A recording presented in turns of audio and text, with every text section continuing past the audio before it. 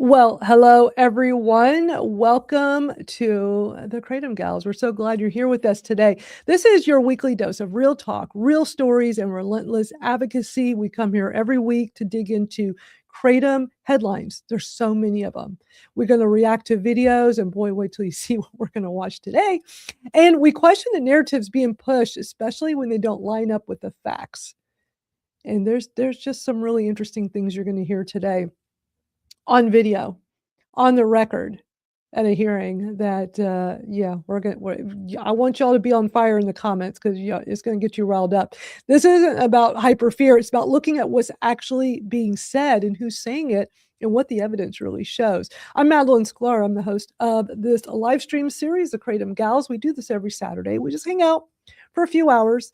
We watch videos and we talk about it. I also host the Kr8tom Stories podcast. It's on a little bit of a break right now, but I got so many amazing videos, interviews coming, and those will be coming out very soon. Also host the Kr8tom Real Talk community over on the school platform. If you have not joined us there, you're missing out. Go to Kr8tomrealtalk.com, and it'll take you right over there. Come join us. It's free. We have amazing conversations going on. We're just there to help educate and advocate for this plant. Now, I've been a consumer of Kr8tom for almost 7 years. My anniversary is coming up. I'm so excited. I've been using it every day. I've used it every single day for my chronic pain. Never had any issues. Natural Kr8tom works amazing for me. And that's why I come on here and advocate for the plant, because other people need to know about it. And it's made such a difference in the quality of my life. And if it wasn't for Kr8tom, I don't even think I'd be able to sit here for 2 hours and have these conversations with y'all. Be sure to join our weekly newsletters over on Substack. Go to kr8tomrealtalk.substack.com. I'll put it, it's in the ticker as well, and I'll put the link up on the screen in a few minutes. Now, before we begin, this live stream is for educational purposes only. We're not here to give out medical advice. We're not medical professionals. We're sharing our own personal experiences and advocating for responsible use of Kr8tom. And all views here that we express are our own. So let's bring up the gals. We got special guests today, y'all. I am so excited. Jennifer Martin in Georgia, who testified at the hearing this week.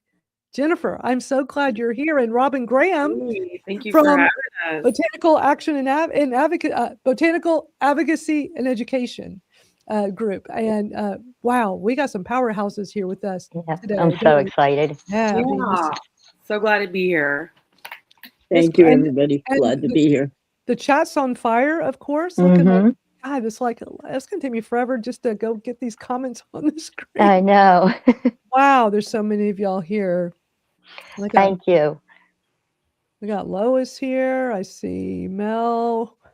Hey, everyone. Let me get all these comments on here for a moment. Robin, I'm so glad you've been in the comments chatting with us when we've been live, and you come from the OG advocate world, years ago, before definitely before I found Kr8tom, and I'm so glad we've got connected, and you bring so much value to the community.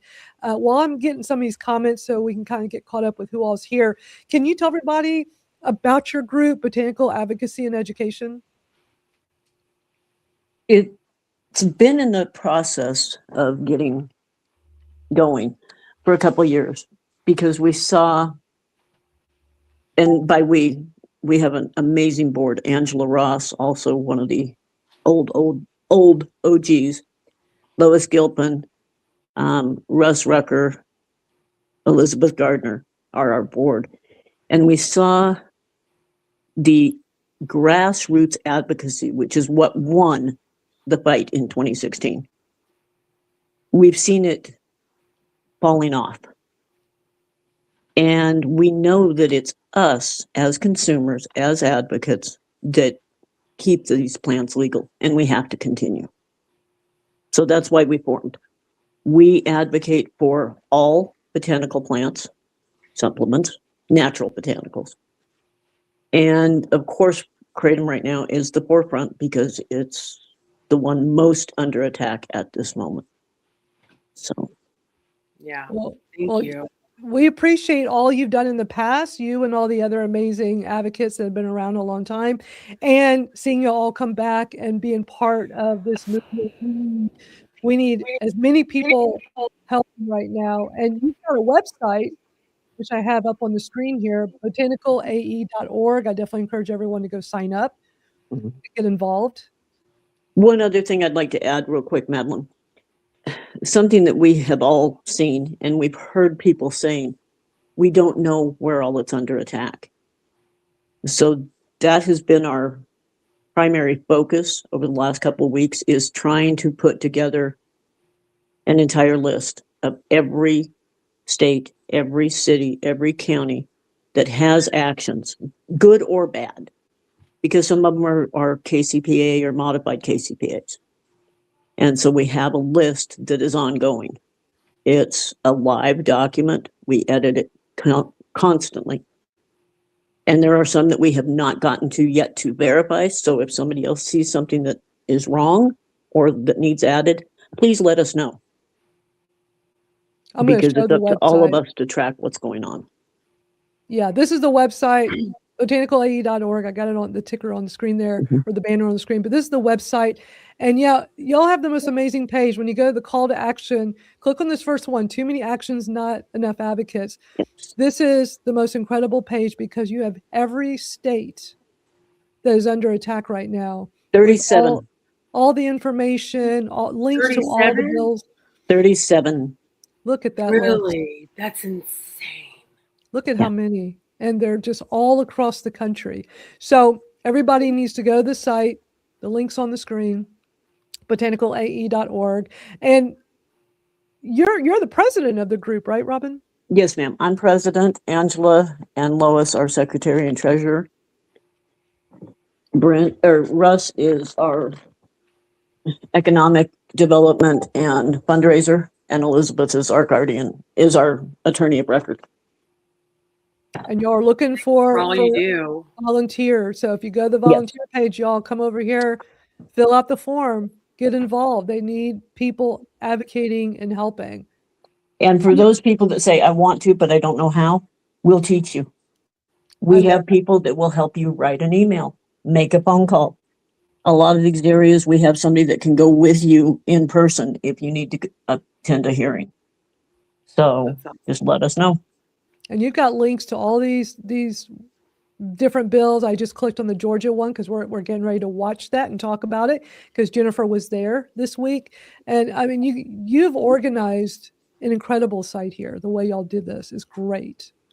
It's amazing. Yeah. And you'll keep like I said, anyone that finds an area that isn't on there, let us know. Please. We love to be corrected. Yep. And we all have to do this together. Yes. Yes. It's a team. Absolutely. Fight for sure. It's a team effort. Yep. For sure. Lobbying is wonderful. Couldn't get as far as we've gotten without it. But we have to start standing up for the plant. It can't do it on its own. Exactly. Yeah. And we can't wait till it's too late. I didn't mean to rhyme. Exactly. It just came out that way. And- but that's what happens to me. I mean, think of like what happened in Louisiana. I wonder how many thousands and thousands of people did not even realize it got not just banned, Schedule 1, criminalized. Right. And then the next time they went to go buy kratom at their smoke shop or order it online, they can't get it and didn't even know. Well, and we have got a little bit of pushback because we listed all these areas. We're not trying to scare people. We're trying to make everyone aware. This fight is more intense than the 2015, 2016 ban. Because at least then we were fighting one enemy. Now we're fighting hundreds and hundreds. Yes. Yeah, exactly. It's scary. It is. It is. But we appreciate all the work y'all are doing. Yeah. Well, it truly is our privilege. It's something we love to do. It's something we believe in. And it's something we are very passionate about. And I think we have one of the most amazing boards that's ever come together. That's great. I agree. Well, I'm just thrilled that we've all come together because there are so many of us advocates and we're just all scattered all over the place. And it is hard to like stay informed and know like what to do next. And some people are doing a really good job of keeping everybody informed, but it's still scattered. It would be nice if there was one central place, and it looks like y'all are building something that's an ideal central place for education. Because I was already like kind of working on developing something, but I don't need to now. Like y'all, it's like y'all have done like what I was thinking of doing on like adding another school community that's just strictly advocacy. And we should talk, because I could help y'all organize one over there, because the way that platform works is phenomenal. And I can teach y'all how to utilize all the amazing features. And what's great about it is you can have the repository of all the information, all the resources, you can host webinars, so you can, for people, like teaching people how to do the calls. It's endless. But the best part is a community platform. So everybody connects with, as you know, you're in our school community. Right. And they don't restrict us because we talk about Kr8tom. That's exactly why I set up school 2 years ago. It's like I reached out to them. I said, "Can we talk about Kr8tom here? Let me tell you what this plant is."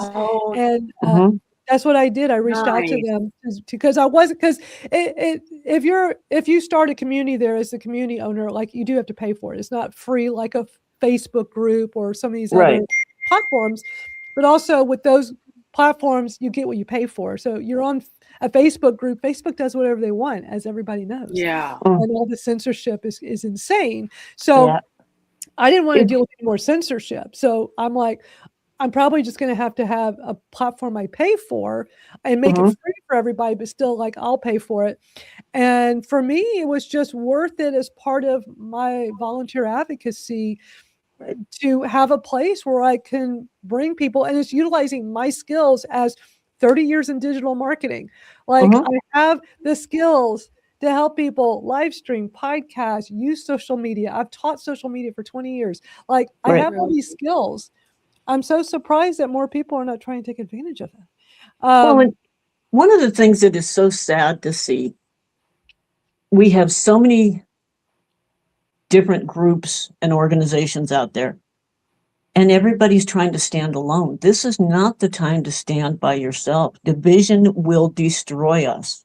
Yeah, exactly. We have to come together in some manner. Yeah. I don't have all the answers. I don't know what that manner is. We're willing to work with anyone. Because the plant is what's important, not individual personalities. Exactly. Agreed. Absolutely. And having someone of your skill set, Madeline, is so invaluable. Yes. For Well, real. we all have skills that we can bring to the table. And that's where it's like, well, y'all have this phenomenal, like, first of all, y'all are like the OG advocates.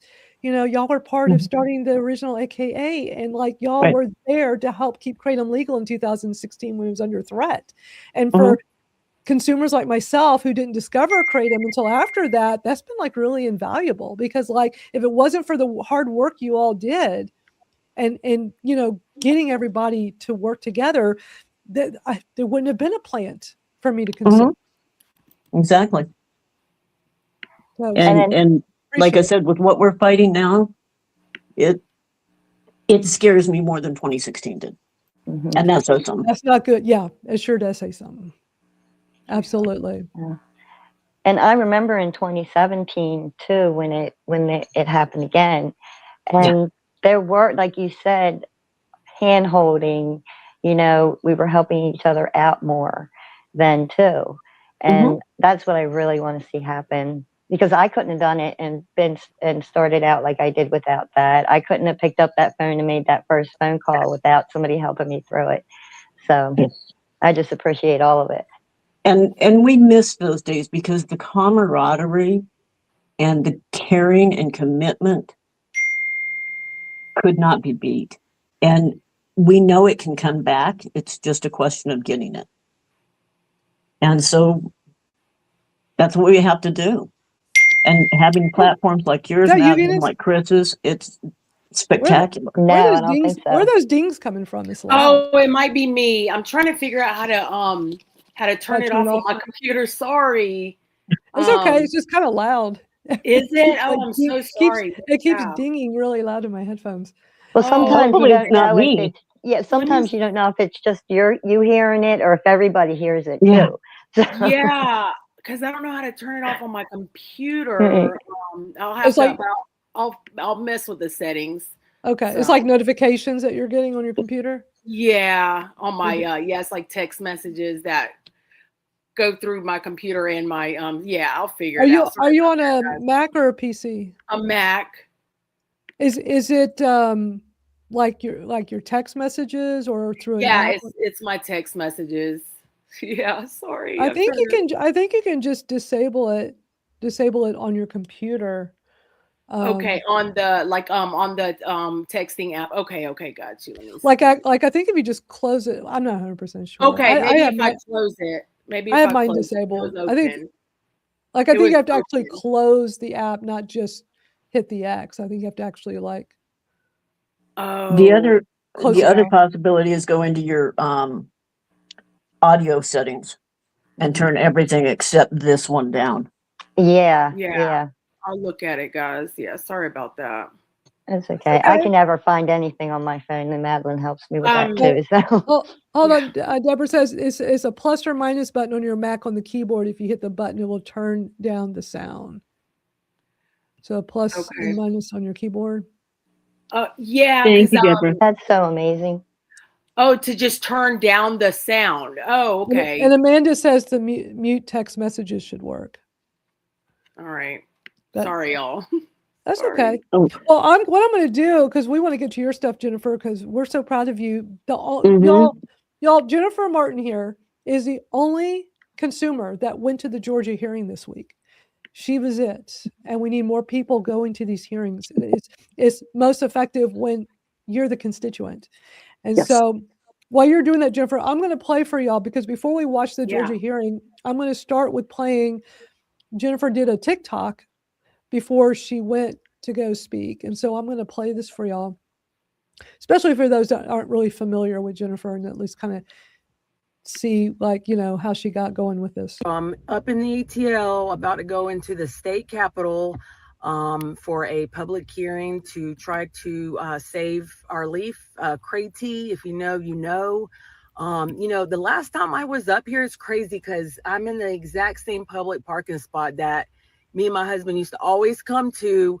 Anytime we ran out of our Zans, we came down here to re-up when we needed extra, when I ran out of my prescription. But now I'm down here to speak up for the leaf. Not down here to get a sack, not down here to get to re-up on my prescription. None of that. No, I'm here to talk about how much Kr8tom has saved my life, how it has changed my life, how I am sober and thriving. I have a full-time job. I'm going to school.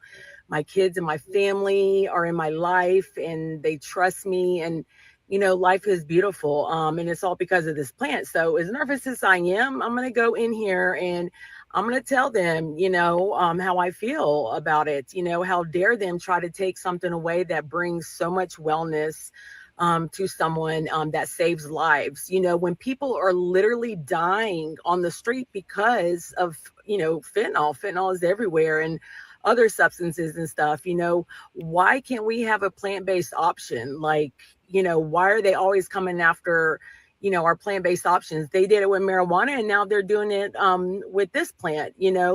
If you are a Kr8tom consumer, just advocate, speak up, because you never know, your state might be next. I didn't think that they were going to come after my state because they had the Kr8tom Consumer Protection Act in place.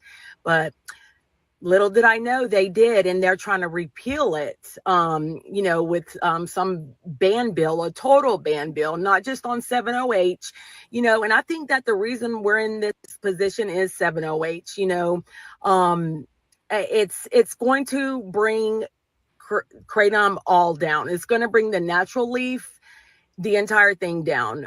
So if we would have to, I would rather have one without the other, instead of both of them being banned. It's got to go. So, but yeah, have a great day. I'm going in here. Bye. We're good. That was great, Jennifer. It was amazing. We're gonna watch. That was spectacular. we're going to watch you and Bob Durkin, who was amazing, who spoke right I was before so you. And thankful for them. I told them, I was like, thank you so much.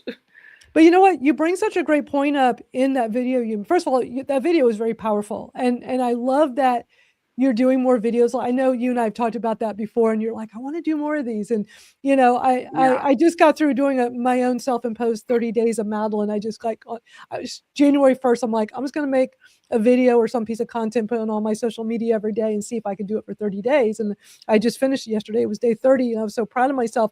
And I remind people, it's as simple as pressing the button. Like, you just turn on the camera on your phone, hit that button, just hit that button and just start doing it. And I know there's so many consumers are like, I want to do this. It's like they feel like they need that little push or to motivation, or to feel like other people, like, let's all do it together. So I'm going to be hosting really soon a 5-day video challenge, because so many people want that little push to That's a do good it. idea. Yeah, and I wish I can, like, I should try to commit to something like that. I have to be in the right mood, you know. I have to be like, you know, because like I told you, I suffer from social anxiety really bad, and I mean, even through the screen, you know. So I have to be in the good mood. But I've been trying. So that day I did. I made myself sit there before I went into the state capitol and to do it. So You're a natural. I mean, you just sat there and just talked, and it was so great. And yeah, so proud of you. But in your video, you say, we have a KCPA here, Crime Consumer Protection Act. I thought I was safe. You know, that happened to us in Texas a year ago. We have a KCPA. We have a KCPA. Apparently, they're not enforcing it. So we had this. What happened to y'all? What's happening right now happened to us a year ago. On the Senate side, you had this senator introduce in Texas a ban bill, and he says on record that powder's fine, but we're just going to ban it all, because 7.0 was the problem. Even though if they enforced what they have in place, then the 7.0 wouldn't be as much of an issue. Yeah. But Look they at Utah. banned it all. Now, luckily, it died in a House committee, but it passed the Senate. It got through, it did the committees and then passed on the floor. So had it kept going, you know, it could have gotten done on the House side and gone to the governor. Well, that's good to hear that it died on, you know, it died. And that like, happens. died out. It's a process. I learned a lot. I didn't know a lot about this before. You start getting more involved in advocacy, and Robin, you probably could teach a course on this, I'm sure. But because so many times we hear about these bills and we're not always understanding necessarily, okay, that was just like what you went to this week was a subcommittee hearing with the House. And they, you know, it didn't end there, because they're still going to, I guess, review it some more. But let's say it did pass, then it would go to the House floor. And if it passed there, then it would have to go over to this. Like, it's this whole process. Yeah. But the other thing to always watch for in any of these states is there a companion bill? And by that, I mean, you've got a bill in the House. Is there also a bill with matching language in the Senate? Because if you don't have both, it can't become law. Okay. So, okay. I mean, it can, but it's more convoluted. But always watch to see if there's a companion bill.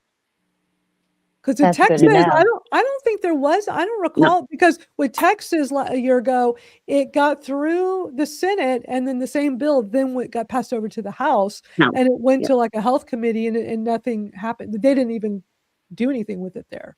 Yeah, and that's why I say it can still pass. It just has to take a longer route. But if there's a companion bill, they're planning on some serious work. So you're saying if there is a companion bill, to basically on both sides, then it could go through faster and easier, quicker. Right. Wow. Yeah, especially if the language we're all matters. learning. So is there a companion bill in Georgia on the Senate side? Do you know? I'd have to look at our website. Hold on. Yeah. And then I want to know what they said too at the end there. I asked ChatGPT, I put in the the translation from the YouTube video, and I asked, he said, like, ChatGPT said that there was a problem with how the bill was written, but one of the reps did want the ban, but there was a problem with how it was written. So I was confused what was said at the end, because there was so many technical terms, Right. So Currently, there is not a companion bill. Like I said, they can still pass it. It just takes a little more time, effort, and energy. But it's used to be, anyway, it was always a good thing if we saw that there was not a companion bill. Okay, I'm glad that we have you to come to and Right. ask when we run into these technical terms that we don't understand, because And like I said, I could be wrong, but I don't think politics have changed that much. It usually, there has to be something else for both sides to agree on. Just like on a federal level, you see the Senate say, we're doing this, and the House says, oh, no, you're not. Yeah. Well, it's good to know. Sherry, who's here, hi, Sherry, another super advocate, says we are fighting 13 ban bills in Mississippi. Yep. Holy cow. Now I can even top that. You want to hear what Massachusetts has right now? I'm scared to find out. Yeah. So am I. 32. Oh my God. Wow. Now, those are not all state level bans. A lot of those are cities and counties, townships. But there's 32 actions of some kind or another in Massachusetts. That is crazy. So it makes me really sad, like, to hear. Yeah. Because it makes those of us that have been doing this for so long, what happened? How did we go from people knowing about the safety of Kratom to suddenly now everybody thinks it's bad? It's because of the 7-OH. I mean, that's what I think. Because, and then people took it that had like pre-existing conditions, and either had like seizures or deaths or just something going on, and people can't distinguish the two, natural raw leaf kratom and 7-OH. There's a difference. One is chemically synthesized and derived, using chemicals extracted from the kratom plant, and one is a all natural ground up leaf powder.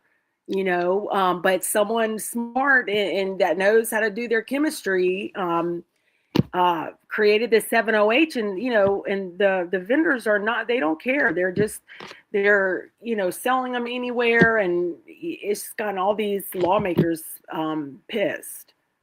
Yeah, I think what the manufacturers and vendors of that did was just horrible. The way they manufactured it, how high they made those, and the names, and then selling it as Kratom. Because I don't blame the consumer that went in there unknowingly, and most of them are plain leaf kratom advocates too. I blame what the manufacturer did, the way they put it out, and I just think that's horrible. Well, and somebody I saw one of the comments come across real quick about they're surprised they aren't having actions in Illinois. Go check our website. Yes, you are. Oh, Illinois has lots. They said they have local ones, but nothing state level. Yes, you do. It's so a I hate to be the bearer of bad tidings, but yes, you do. All around the Chicago area, all those suburbs were just picked off one by one. It was terrible. Bloomington, Illinois, significantly sized city, banned kratom. Well, Robin, let me ask you, if you don't mind, okay, so the federal government came on and had like a press conference saying, we're about to go after 7-OH and schedule it as a Schedule 1 drug. I think that was like last year or whatever. Yes, last summer. So what is taking them so long? Because I feel like if they would go ahead and do that, our plant won't be on the chopping block. It will, but not nowhere near like it is now. I wish I had the answer to that, because now they're coming out saying they may classify it as a pharmaceutical medication. That was as of Thursday night? So there was HHS. I thought I heard that correctly. I wasn't sure. Marty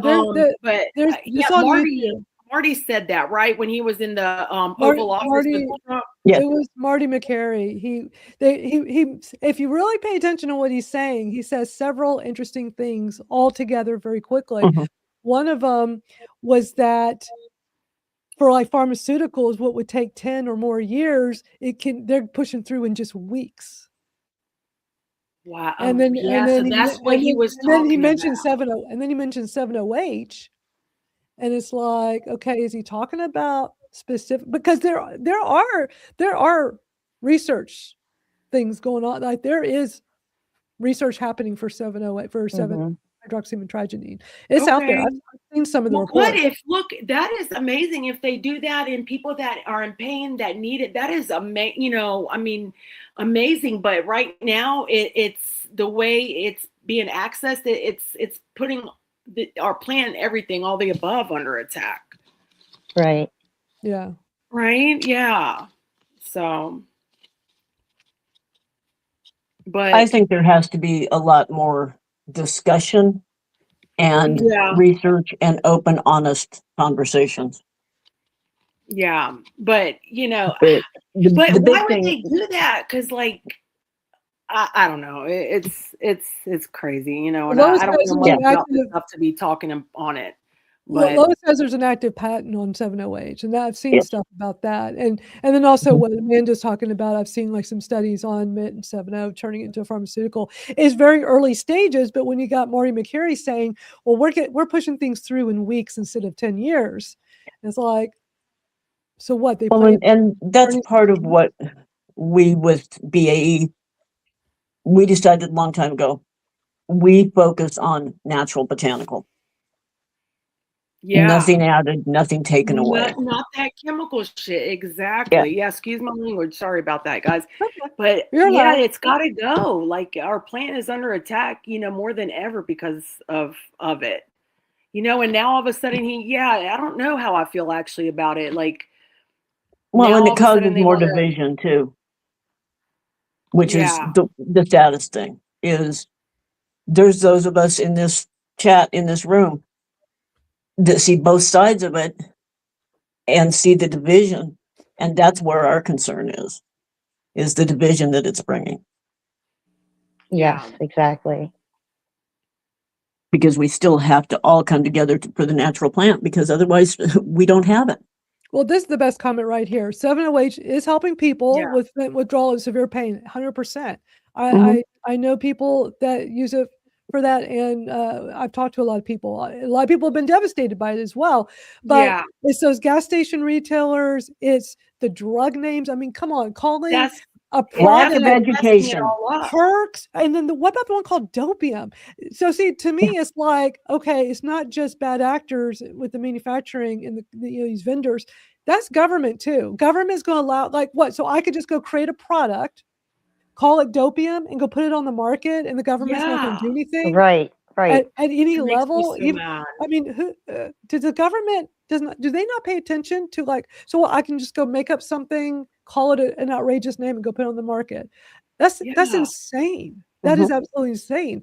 The government needs to take some responsibility for that. Yeah, I I mean, agree. Yeah. some of those 7O names are astounding to me.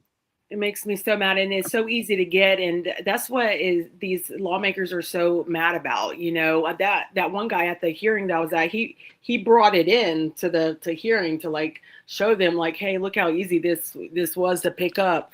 But a lot of, you know, it's a mess. Yeah. And this is a good point right here. What if the next FDA commissioner in the next administration decides to include leaf? Like to ban it. Like there's always that possibility too. Exactly. And for us, it all boils back to education. 100%. We have to educate people again. It's like a 100%. never-ending cycle. That, Yeah. you know, pure leaf natural kratom is safe. Yeah. Someone that not a lot of the folks nowadays remember, but I was blessed to call her friend, Dr. Jane Babin. When she came out and did her white paper and refuted all of the FDA claims of deaths, she was spectacular That's when we found out that one of the death claims that the FDA was using was a man that had fell out a window, broke his arm, was taking something like 7 different medications, refused treatment, then took kratom and died later. Well, gee, you think? Yeah. Wow. And It's a these mess. states are still using some of that information. Yeah. Yeah. I know when I heard that alcohol and kratom, plain leaf kratom were toxic together come out of somebody's mouth. I Westlake don't think it was Village. that one. Yeah. Westlake Yeah. Village. Mhm. I was just, I just, because we all know you don't want to drink with kratom. So I'm wondering where he got that information. It's just, Well, and if he's looking at toxicity to the liver from alcohol and other products, why aren't they looking at Tylenol? Right. right. You know what? Right. Someone made a video from Mr. Mitrespect. I think his name is Mitrespect. Daniel. He Yeah. made such look. I wish I knew that information before I went to that hearing, because I would have so mentioned that.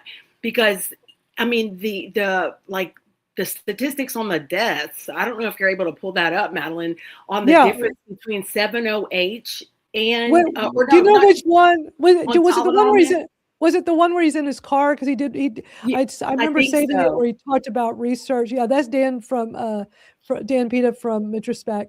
They've been putting out some great educational and advocacy videos. I can play it because I think I know which one you're talking about.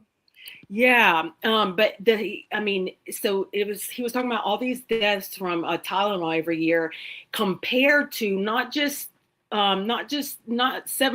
but like or those two, Tylenol and 7-OH, because I don't believe have been any at all from powder leaf. It's never happened in Southeast Asia.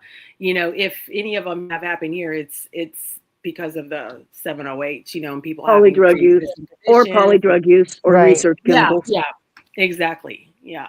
I think I Yeah. have. Let me play this real quick. Tell me if this is the one you're thinking that you. I think this was the one where he's in his car. Let me start playing it. And tell me if because this Where is the he one re- he did on. Since This one's on research. So I've been doing some more kratom research, and I want to share with you what I found about this dangerous substance that politicians and the media keep warning us about. This Yeah, substance this is sends it. over 56,000 people to the emergency room every year. It hospitalizes 2,600 Americans annually. It kills approximately 500 people every single year in the United States. Poison Control receives over 100,000 calls about this substance every year. That's the leading cause of calls to poison control in the country. This substance is responsible for 50%, half of all acute liver failure cases in America. It's the #1 cause of liver failure requiring transplant. And get this, half of these poisonings are completely unintentional. People don't even realize they've taken too much until it's too late. 30,000 children are poisoned by this stuff every year. It's unregulated. It's available everywhere. Gas stations, grocery stores. There's no age restrictions in most states. Anyone can buy it. Kids can buy it. Clearly, this is something we need to ban immediately, right? This is exactly the kind of dangerous, unregulated substance that, wait, hold on. I'm reading the wrong notes. This is Tylenol, This is so perfect. acetaminophen, the stuff you give your kids when they have a Wow. fever, the pill you take for a headache without even thinking about it. Huh. Tylenol. Okay, let me get the kratom statistics here. Here we go. From 2011 to 2017, over 7 years, poison control centers across the United States received 1,800 total calls about kratom. Tylenol gets 100,000 per year. Kratom got 1,800 over 7 years. The CDC studied 27,000 overdose deaths.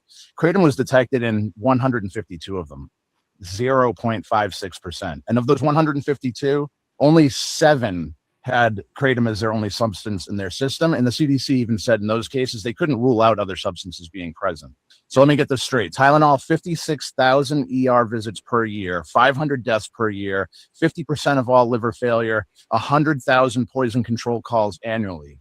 Kratom, 1,800 poison control calls over 7 years, 7 possible single substance deaths over an 18-month study period. And kratom is the one they want to ban. Now, look, I know some of you are thinking, what about 7-OH? What about the recent numbers? Fair. Let me give you the absolute worst case scenario. Everything, natural kratom and concentrated 7-OH products, every state, every death, Tampa Bay Times did a 10-year investigation in Florida, 580 total kratom-related deaths over a decade. Only 46 involved kratom alone. Ohio cited 200 deaths over 5 years, but their own health department specified those were from synthetic kratom, concentrated 7-OH, not natural leaf. Washington State, 35 kratom detected deaths in 2024, 1% of overdose deaths. Fentanyl killed 2,275 people in Washington that same year, 70% of all the overdose deaths. Add it all up, every state, every product, natural and synthetic, the absolute worst. Acetaminophen still kills more people in a single year than kratom has killed in a decade. Now, I want to be clear about something. Concentrated 7-OH is not the same as natural kratom. Natural kratom leaf has less than 2% 7-OH as a total of all alkaloids, 2% of total alkaloids. These new synthetic products are 90% pure, 10 to 13 times more potent than morphine. It's like comparing beer to Everclear. They're not the same thing. And the FDA agrees. In July 2025, they recommended scheduling concentrated 7-OH, but not natural kratom. I support regulating concentrated 7-OH. I don't think there should be a full ban. I think there should be age restrictions, labeling requirements, potency limits, common sense stuff, same way they do with alcohol. But banning natural kratom, based on these numbers, we don't ban Tylenol, we educate people about it. We put warning labels on it. We tell people not to take too much and not to mix it with alcohol. Why can't we do the same thing with kratom? Education, proper dosing information, age restrictions, quality testing, regulation, not prohibition. Because if we banned everything with a worse safety profile than kratom, you'd have to clean out your entire medicine cabinet, starting with the Tylenol. I'm Dan with Mitrospect. Thanks for listening. That is so good. That He was says great. it's so That needs perfect. to be sent to does. Westlake Village. Yep. Jennifer, thank you for mentioning, because I totally forgot I wanted to play his video. And Yeah. He said That's it. So I amazing. was like, I wish I had known all perfectly that. 'cause I said. would've said that. Well, and that's one of the things I'm trying to do is do more of these like educational videos like that, science with the facts. I've done some, and people, I get so many comments, like people are like, this is information I need, and then I can share this, and Yeah. hopefully we can educate these legislators with these facts. Because in Georgia, where he spoke this week, I mean, the guy was so misinformed. I couldn't believe how many things he said that were so incorrect. And we're going to be watching it. I know you're more pressed for time today and can't stay for the whole thing. And we're already coming up to the top of the hour. I'm going to play what I'm going to do in case you have to go soon. I'm going to go and play your testimony. I'm going to play your testimony because what we're going to watch today, if you don't, for those that just got here. So Georgia, the state of Georgia had a ban hearing this week, and Jennifer was there. Jennifer was the only kratom consumer who was there to speak. And we're going to watch different parts of this, but let me just go and play what Jennifer said. I want y'all to see her testimony because it is so important to get out and do this. And it's literally a matter of just showing up. And, you know, Jennifer and I were texting when she was there. And I remember you said, I'm so nervous. I'm like, you're going to be great. And then I'm watching you. I'm like, you did not look nervous. You were just, you had written down what you wanted to say. You said it perfectly. Yeah. And it definitely makes an impact. It's so important. I went over it over and over and over. You did not look nervous at all. Like an advocate who has something to say to these people who make the laws that could impact your life, because we're going to get to that part later, playing, you know, the introduction of this bill, but they want to make it Schedule 1. They want to like turn you into a felon for using natural kratom, which is I just don't understand. I just don't get it. And his reasoning behind it is insane. I have all of that. But let me start with playing, because if I play this in order of everything, then it'll take a while before we get. I want everybody to be sure. I can always replay it again, but I want you to be here for sure in case. Yeah, no, I'm gonna stay through because my little one's being good. So good. Yeah. Okay. Cool. All right. Because we can always play it again later. But let me go ahead and play for everybody. Let's watch Jennifer's 3-minute testimony. This is the House of Representatives Subcommittee in the state of Georgia. Good afternoon, fellow Georgians. Hope everyone is well. I wrote everything down. I hope that's okay. nervous Nancy right now. But good afternoon, and thank you for allowing me to speak. My name is Jen. I'm a mother, a person in long-term recovery, and someone whose life was saved by natural kratom leaf. In 2006, I was prescribed opiate pain medication by my doctor, was started as a legitimate treatment, slowly turned into addiction, and eventually escalated into illegal opioids, including fentanyl. I lost everything, and most painfully, I lost my husband to fentanyl. After his death, I entered recovery treatment, and that's when I found natural kratom leaf.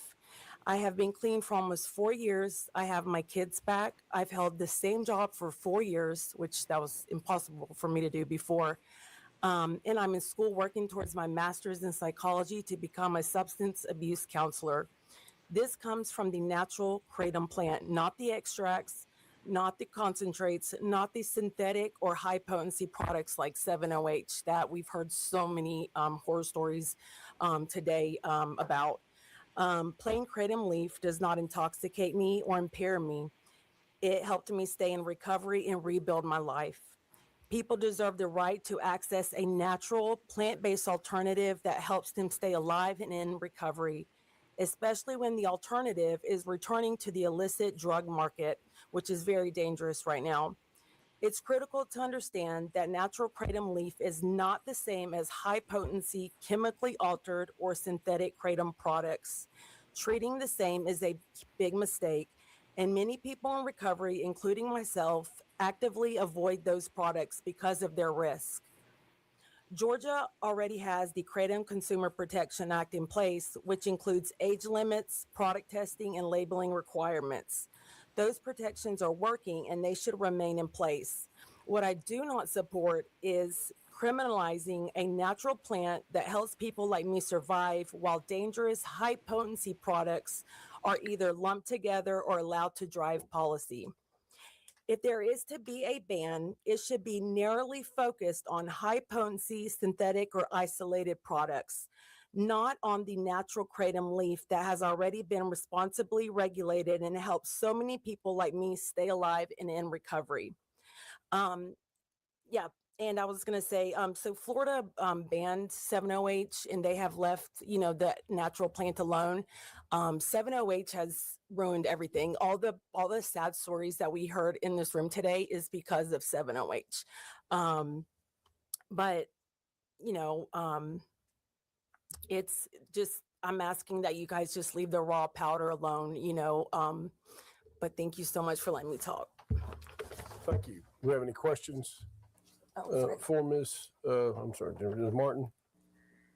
I don't think you have any questions, Okay. Martin. Thank you so much. You were great. That was amazing. You were Thank you. fantastic. That Yeah, was so you can hear good. me going, like, when I was trying to catch my breath, because I was nervous, but yeah, I'm glad that now after I watched it, I was like, good. You couldn't tell, that I was shaking. You could not tell it all, but you know Yeah. what? If you weren't nervous, I would be concerned. It's a Mhm. nerve-wracking thing to do for anybody, no matter how well versed you are at speaking and doing stuff like that all the time, or not at all. It's nerve-wracking no matter what. And you were Yeah. just cool, calm, collected. And you did the smartest thing. You brought a script with you. You brought something to just read because it's so much better when you're not prepared. It's so easy because it's intimidating to sit in front of all them. Mhm. Yeah, It I would really have is. been all over the place if I wasn't prepared because And I it's just best stutter to have when I'm something nervous. written. And you And- Yeah. looked, this is something these ladies have heard me say before. You looked so professional and well put together. Good. Yes. That makes me That feel is good. Thank you. because everybody's heard me say it. You only get one chance to make that first impression. You made Yeah. a dynamite first impression. Perfect. I'm so glad to hear that. Absolutely Thank dynamite. you. Yeah. And 3 minutes feels so long when you're up there talking for 3 It's minutes. forever.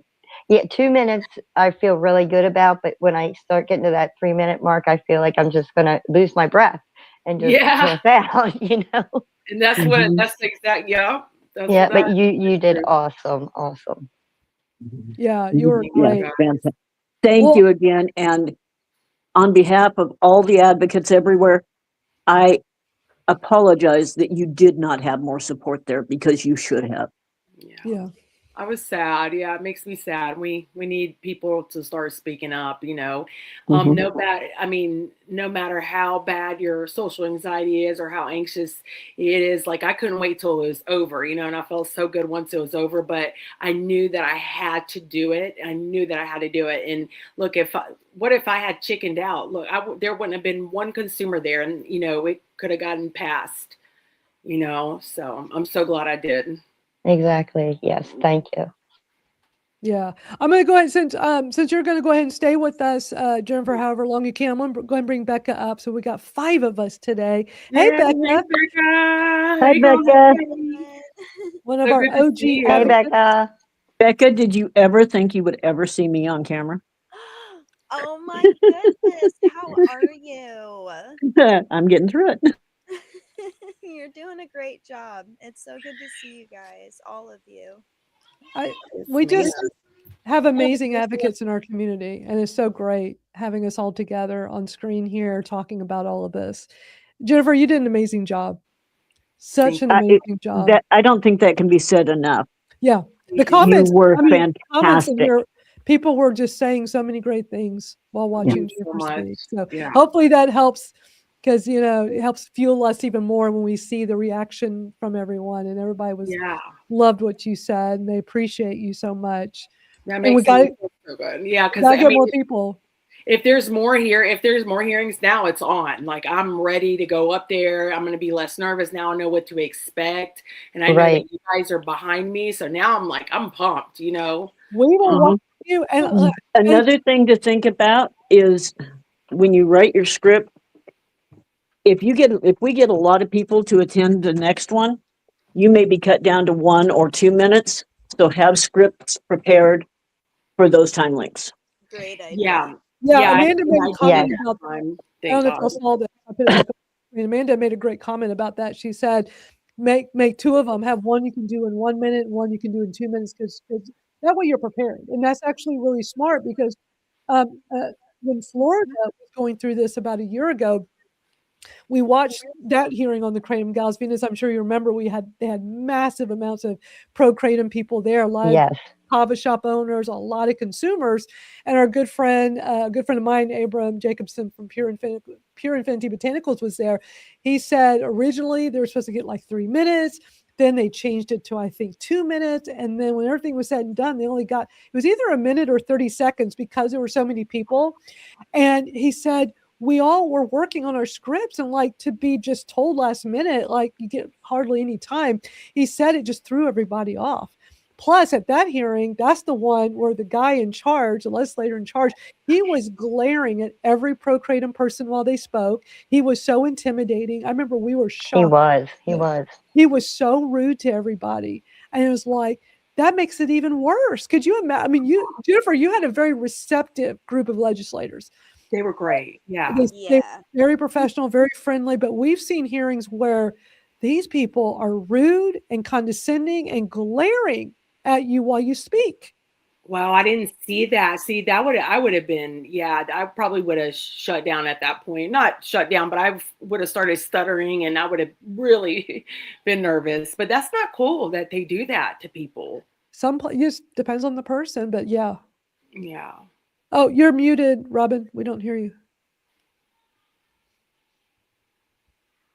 Uh-oh, did we lose her? No, we lost Oh, she probably pressed the wrong button. She'll be right back. It's so great having this group here. I love it. It really is. And it's been more conversation than videos, which is fine. Here she comes. She's coming back up. Completely out somehow. There you are. There you are.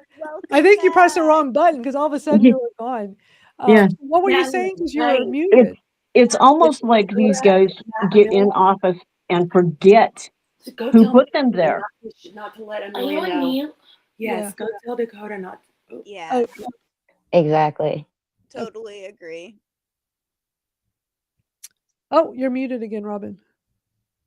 We put you there, we can replace you. And I think a lot of Exactly. times legislators need to be reminded of that. Yep. And That's shown that right. if they don't get it. Mm-hmm. So sorry, you guys. Oh, no, it's okay. Oh my gosh, No I'm so problem. sorry. That's okay. But yeah, that's such a great point, Robin, because those legislators can be replaced, and it really should be the other way around. They should be intimidated by us because we the people, and they're Yes. the reason why they sit in that seat. So, Mm-hmm. as a reminder to everyone, don't let them intimidate you. Right. Yeah. Stand proud because what you're doing is something that needs done and not enough people are willing to. Never let them cow you. But it is also our right to, you know, have our to be part of government, to put our comments out there and to be heard. And yeah, so definitely. Yeah.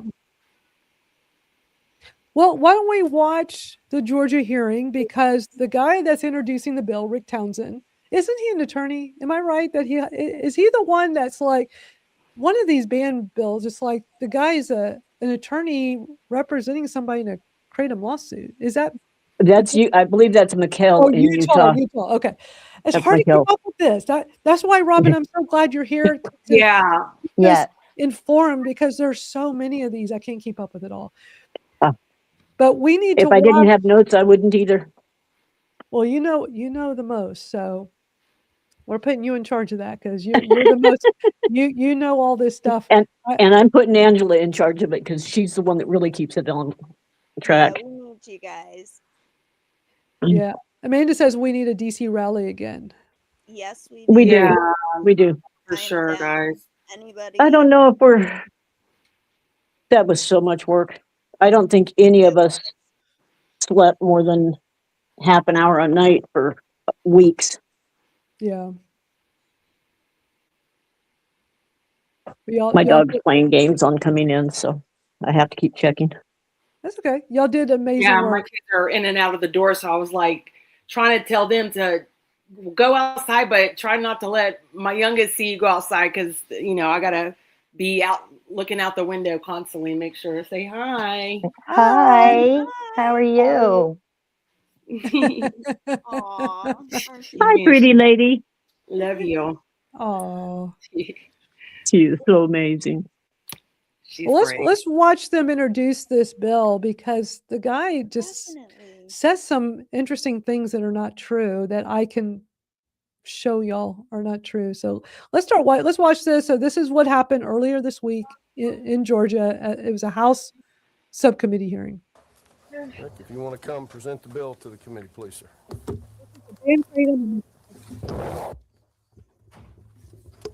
Thank you, Mr. Chairman. Everybody else, thank you, committee members. Appreciate you being here for the committee hearing and appreciate everybody here for it. First, come to you because, as you know, we did this a couple years ago and it started off and it still is a constituent-based issue. It's not something I heard from others or a lobbyist group or industry or whatever else. I had two people affected back home.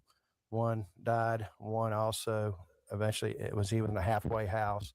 He was encouraged to take Kr8tom to get off opioids, as people are sometimes, and that made it worse. He wound up in a mental health institution, and now he's homeless in Florida, and they can't find him. So that saga, unfortunately, sad tragedy, and it's true. It's happening as we speak. The latest update was about 2 months ago. I got from the family, and I keep in touch with them regularly. That family are actually friends of mine as well. So this comes from the heart. This comes from constituents based what's happened. Basically, I'm asking for an all-out ban. Last time it fell short during the process. I understood and respected the process. But unfortunately, in the time being, since it was instituted last January, we did pass some laws and regulations, tighten it up. My estimate, and it's just an estimate, it's not a professional version because I'm not a professional data person or can keep track of it. But there's still quite a few manufacturers I know of, not adhering to the law, and the enforcement issue is an issue. So we're not keeping Georgians safe. The industry is not cleaning itself up. There's not enough research out there. Some of the research the University of Florida is doing is coming through. University of Georgia is doing research as well. It's starting to happen. I've talked to researchers, And still, after all that, we're still at this time, you still can't prevent somebody walking to a convenience store or a vape shop or a head shop or whatever else you want to call it, buy something, and you got to read the label. And for them to know, is this safe for me? You got it on there. We've got laws on there about how much what chemicals are allowed. Certain part of, I'll mispronounce it, but hydrogenine, 7-OH, or metrogenine. Some people call it metrogena, hydrogena. What amounts you're allowed in there because of the natural leaf substance. But still, you have people going above that. So you have people walking off the street not knowing, don't even know it's dangerous. Don't know you can't mix it with blood pressure meds. And I'm hearing this from research. You can't mix it with seizure medicines. Okay, I'm going to stop right here because he says you can't mix this with blood pressure medicines. And I have experience with that. I use a blood pressure medication. I've taken it for almost 20 years, way before Kratom. I've been using Kratom every day, multiple times a day for 7 years. I've never had any issues. Now, this is anecdotal evidence, but he's trying to state it like it's a fact. Where are his facts? And what's interesting is that questions come up all the time. I have a fairly large community on TikTok, and I have these questions come up all the time from people, and I will post them as a question to the whole group, and then we'll get a ton of comments. I'm going to show y'all one of these where blood pressure medicine came up to the conversation, and this has come up into the conversation multiple times over the couple of years I've been utilizing TikTok for our community. And I want to show y'all, just bear with me because I got to pull it up on the screen here. I want y'all to see the comments from, this is actually one from this month in January. So somebody had asked the question, I'm worried that Kratom will react with my blood pressure medication. I know they also had more to this. Let me see if I can find it. But as you can see on the right side here, there's tons and tons of responses. Somewhere in here, there was something else at the end of that. But people were sharing their personal experience. Plenty of people were saying they're not using blood pressure medication, but their blood pressure actually went down consuming Kratom. A lot of people said that they do take blood pressure medication. People were listing all different kinds. This one listed 3 different ones and says, I've had no problems with interactions, but that's just me. And here's another one that takes a blood pressure medication. They've had no issues. They've been consuming Kratom. Like there's person after person after person mentioning their blood pressure medication and that they've had no issues on here. But again, it's anecdotal evidence. But still, this is helpful to when people ask questions in our community. I love this because this is where you can get firsthand experience. Yep. Instead of a legislator who has no clue. Yeah. Right, exactly. That we can easily question, well, where's he getting his information from? An interesting thing, about a year ago, I had to go get a medical procedure, and I had a really bad reaction to the dye that was used. And I needed to be on heavy doses of Benadryl, other antihistamines, and not at the same time, but rotating, and steroids. And I'm like, well, I've been on low amounts of those with my Kratom, spaced out, of course, but for taking it more than short period of time, I don't know. So, and I remember those have been questions in my community on TikTok in the past. So I went and found those, just like what I showed y'all, where I have those kinds of Q&A things. And I found the ones where people were asking about Kratom and antihistamines, or Kratom and Benadryl. And it was just like what we just saw. Person after person after person saying, my experience has been this. And it was all like, okay, most people say, but again, I'm just gathering information. I'm doing my research, and I'm an adult. I'm going to make my own decision, but I wanted to just gather information. And I did the same thing with the steroids. And it's like, so many people said the same thing. Like, I didn't have any problems with it. Yeah, I take them both. I don't take them in the exact same moment, but I spread it out. But yes, I take them together. I've done it for years. I'm like, okay, good to know. Like, I gathered the information. I was able to use those products, and I had no issues with my Kratom. That's good that you do that, for something to come to like reference to, when we need to debunk something, we got all these people, and you'll get like a bunch of comments of people commenting on your videos, about that. I'm glad Right. you do that. It's just like something I'm able to do to just help with the community, because we do that on our school platform at Kratom Real Talk as well. But I have way more people following me on TikTok, and I notice. I mean, I like having it done in both places, but I notice when I put out posts like what we just looked at on my TikTok, people just come out of the woodwork and like, well, here's my experience on this question, and it's just nice to know like you're not alone with this. Had I not had those on the Benadryl and the steroids, I've been like, well, where am I going to find out information? I'm going to have to go Google. Is it going to be legit? How do I know? Like, I want to hear from people's experience. I want to hear firsthand experience and then make my own decision. And not to say somebody might have an opposite reaction. We don't know. We're not a medical professional here, but that's what works for me. And other people like hearing from others as well. When I post those kind of on behalf of others, are always like, thank you for doing that. I just want to know what other people's experience have been with this. A lot of times, even the medical professionals don't know for sure. 100%. Exactly. So we have to research and use anecdotal experiences. Exactly. And this is what the community was built on to begin with. And I think your posts are wonderful, Madeline. Well, thank you. And I'm just now catching up on the comments. I see a lot of people in here that are live with us right now say they do take blood pressure medication and they've had no issues. So it really bothered me when this legislator who is bringing this ban bill to make it a Schedule 1 in Georgia says that it's a problem with blood pressure medication. Where is he getting that from?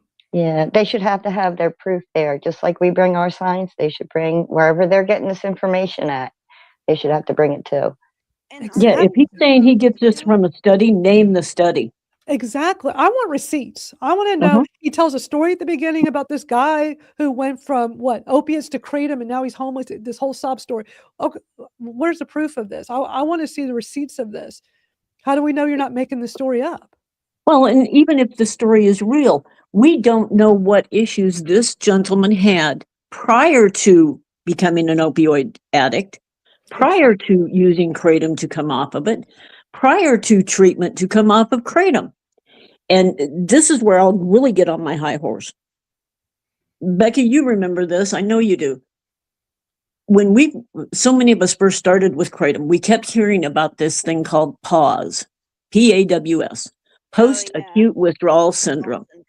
Yes. And it occurs in people when you quit taking an opioid, go cold turkey off an opioid, and go to Kratom, and then quit taking Kratom cold turkey.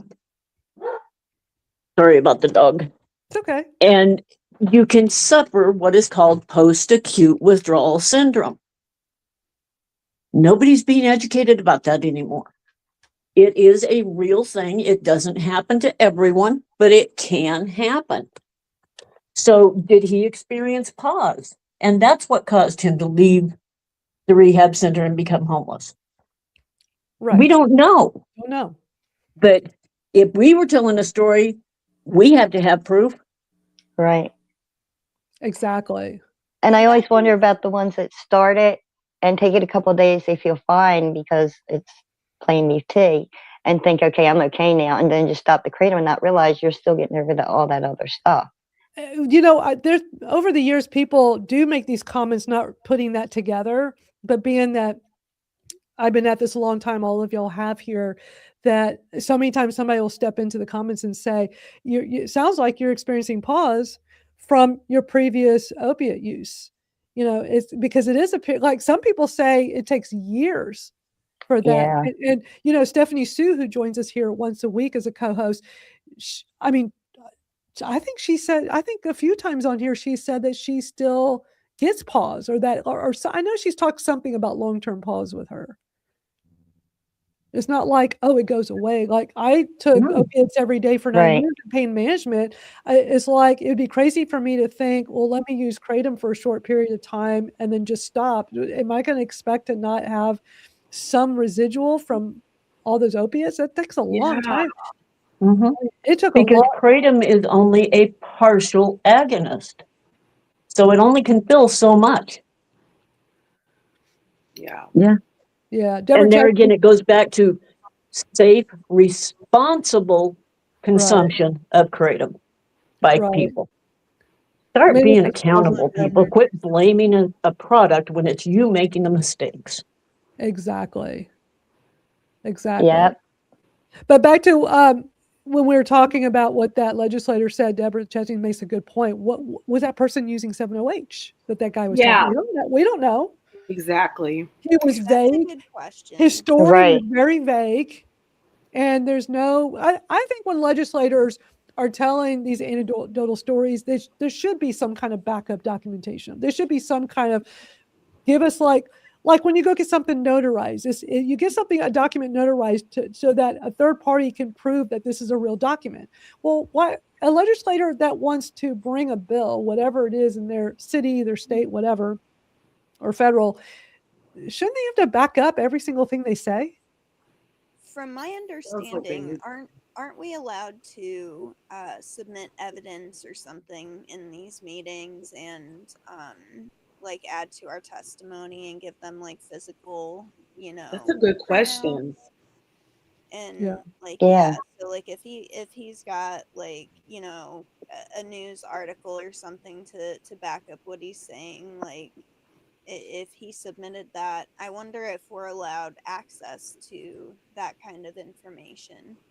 Under the Freedom of Information Act, you sure are. Yeah. Well, let's get back to this hearing where because he makes other claims as well. I just was like, we're stopping with the blood pressure one. Don't worry, there's another one. There's another one coming Oh that boy. we're going to talk about. So here we go. There's Let's no check it professional out. help at the counter. There's not a pharmacist there to say, hey, you're on blood pressure medicine, Joe. Don't do that. You may work out every day, but you can't take it if you're on blood pressure meds. I'm sorry, kids now 30 years old are taking blood pressure meds just to prevent it. And so, And 30 years old is not a kid. It's gotten a little better with the new laws, regulations. I appreciate everybody who is enforcing it, who's trying to enforce it. It's gotten a little better, but not everybody's cleaned up their act. The bad actors, unfortunately, some of the manufacturers, not all of them, because a lot of them has cleaned up their act. And there's some in this room that's probably cleaned up their act. And I respect that and I appreciate that. But the ones that haven't, probably 30 to 40% of them who haven't cleaned up their act, they're saying, catch me if you can. Find me, whatever high misdemeanor is. I'm not going to do any jail time because I'm first offender, got a good lawyer. You can't come after me. Just find me. I've got the money to pay you off, and then we'll straighten up so I don't get a felony. And so that's got to change. And they've had years, over 20 years, to do research out there.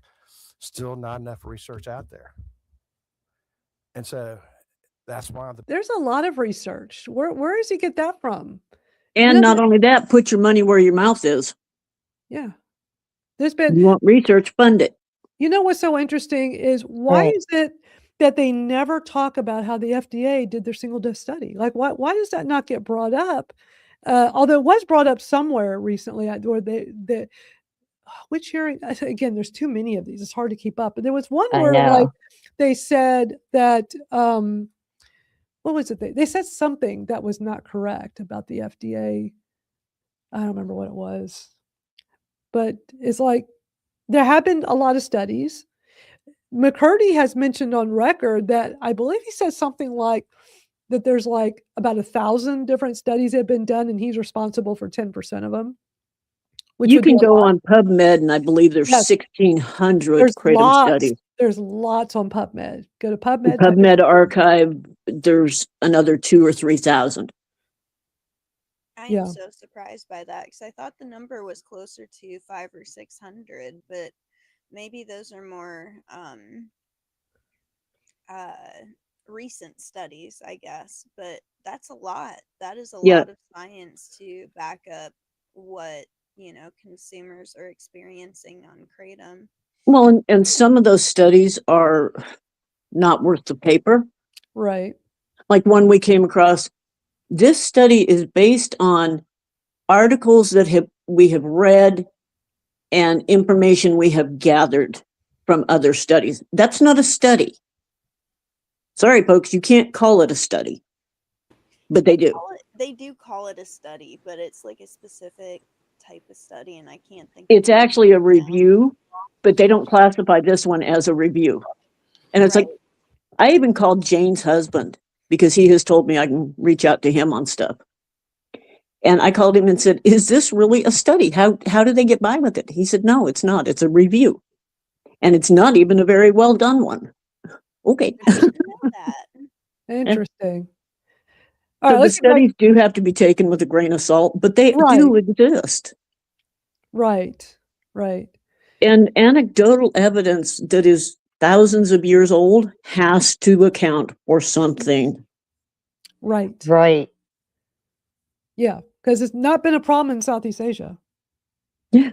And they use it even more daily in stronger doses than we do. Right. We don't have the opportunity to go out and pick a whole leaf off a tree. Right.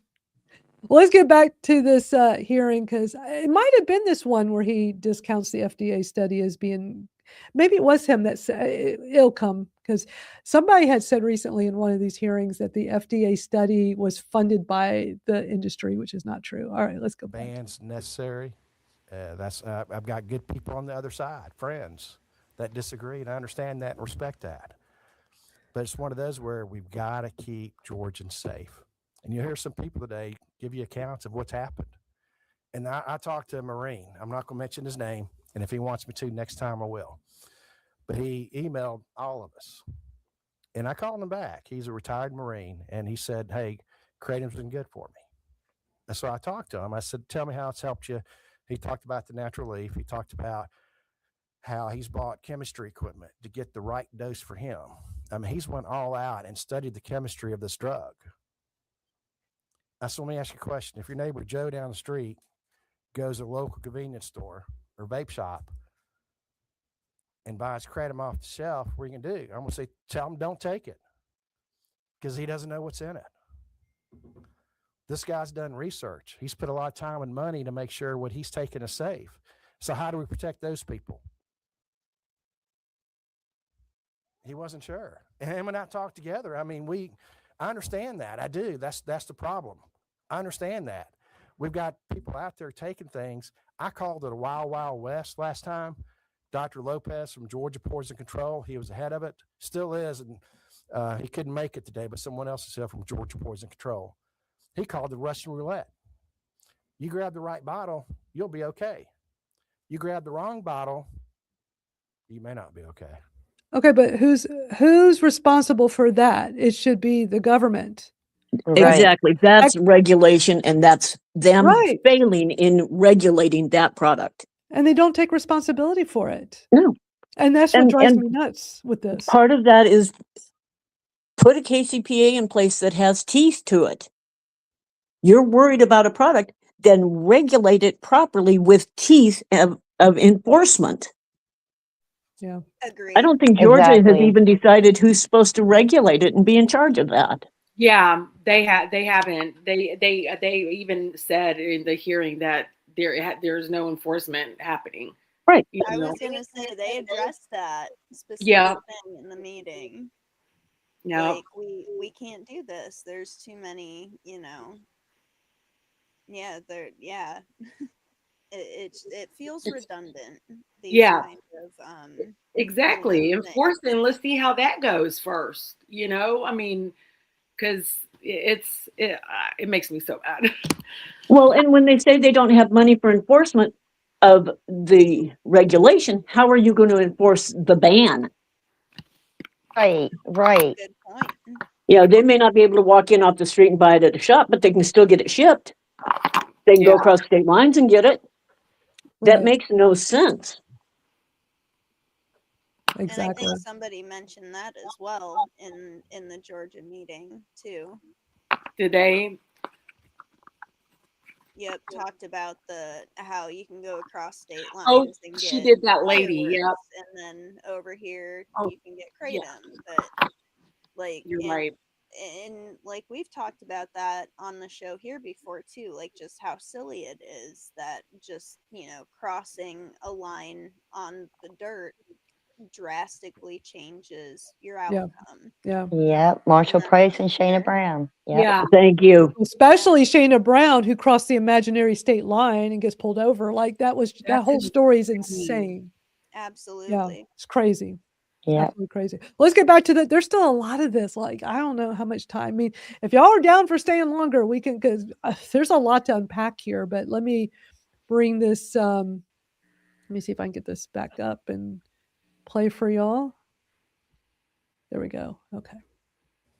And there's documentation of that. That's the problem. So I'm going to say ban it. Some people will say, hey, why don't you just put it behind a pharmacy counter? Well, that's better than nothing. Or get it more strict.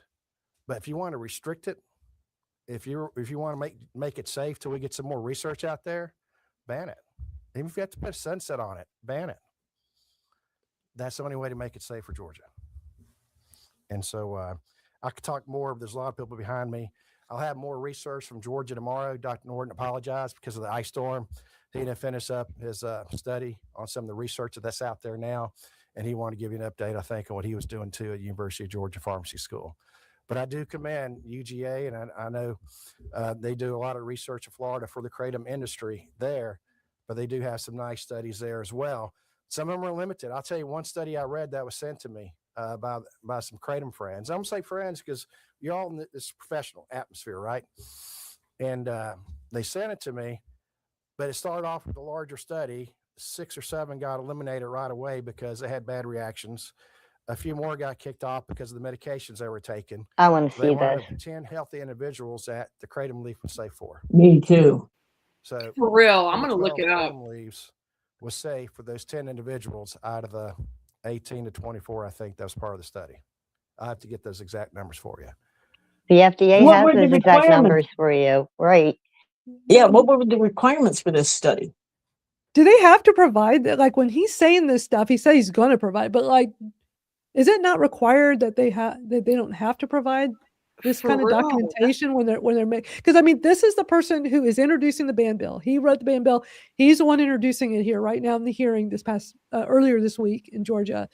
Like they could say all If kinds he's of things. quoting it, he should have to provide it, if I remember correctly. I would sure like to see it. Yep. Because I even if it's in the anecdotal notes and stuff, it's Right. supposed to be provided. Right. I think he is the one I think he's going down the road where he is going to say the FDA. Maybe it was him that says the FDA one was paid by industry. Let's keep going. To me, that's not a good, valid study.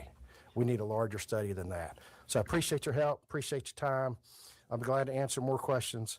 Like I said, I can go on for 10 more, 30 more, 20 more minutes, but Oh, I he think I does. better stop here and answer more questions.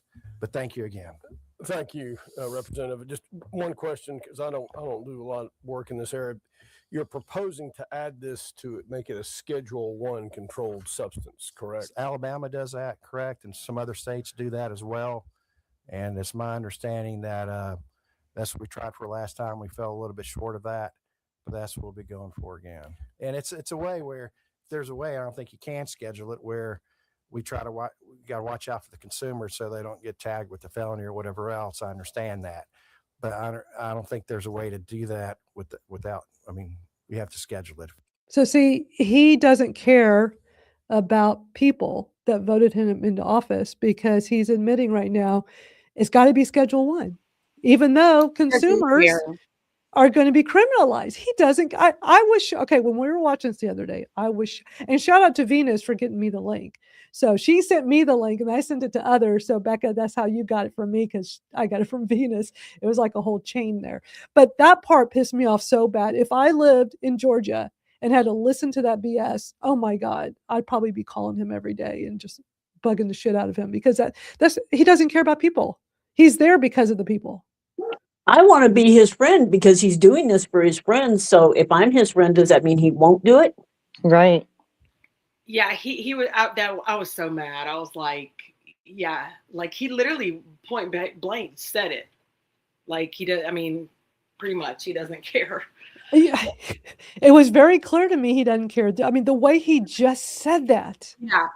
And this Q&A goes for a while. I mean, there's still quite a bit more that he talks about, but it's shocking. That's why I want to play all this before, because Bob Durkin is so great. I can't wait for y'all to hear his testimony for people that haven't seen this yet.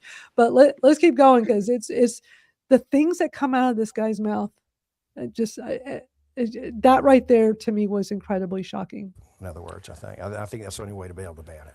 And just my understanding, that's why I want to grab the code. A Schedule 1 is drug or substance has a high potential for abuse, no currently accepted medical use in treatment in the United States, and there's a lack of accepted safety for use of the drug or other substance under medical supervision. Correct. And the key there is considered a substance, but FDA, any of your major resource organizations, Mayo, Cleveland Clinic, all those will tell you the same thing. No, it's not safe. It's a drug concern, of course. I know that. Isn't Mayo Clinic the one that did not actually do a study? Isn't that the one that Yes, they it is. copied somebody else's study, right? Yes. So he's citing Mayo Clinic, which is not even correct. I mean, somebody needs to go back and count how many pieces of misinformation he spewed, because it's just one after another after another. It's crazy. Feds talk about. It'd be easier banning finding out what he federal was rate saying that was true, because it's so small. That's a good Yeah. start. So they're doing that. But overall, yeah, and it's just, yeah, so that's kind of where it's at now. So I'm assuming by putting it in Schedule 1, and I don't exactly know what the full impact of that is, or are you, if it says it has no currently accepted medical use, then this is not, it's not a matter of making this where you have to get a prescription for it. It'd just be basically banned. Correct. It'd be easy if you can just get a prescription for it. That'd be nice. But from my understanding, FDA doesn't count it as a medical supplement. Unfortunately, when you hear people testify today or talk about it, it talks about it, it helps them medically or whatever else. They can't call it, when they sell it, a medical substance. It's just called a substance. And so there's no it's recognized. not something that could be really, there's not enough data, and it's not capable of currently being prescribed or Unfortunately not applied by a medical doctor. Correct. And you can't, right now, there's not. If there is, I don't know about it. I've checked with Ledge Council. I've checked with industry people and some other professionals who are on the other side of the table from me on this issue, and I respect that. And right now, I don't see that as a stopgate. Really, the only thing left is to really have to crank up the regulation piece where it's at now to make it better than what it is now, such as I talked about before, and really striking those penalties. We're just finding too many manufacturers willing. We thought the high misdemeanor first offense would catch their attention. Well, it did some of them. Great. They're good. They're good actors. They're playing by the rules. They're playing by the laws.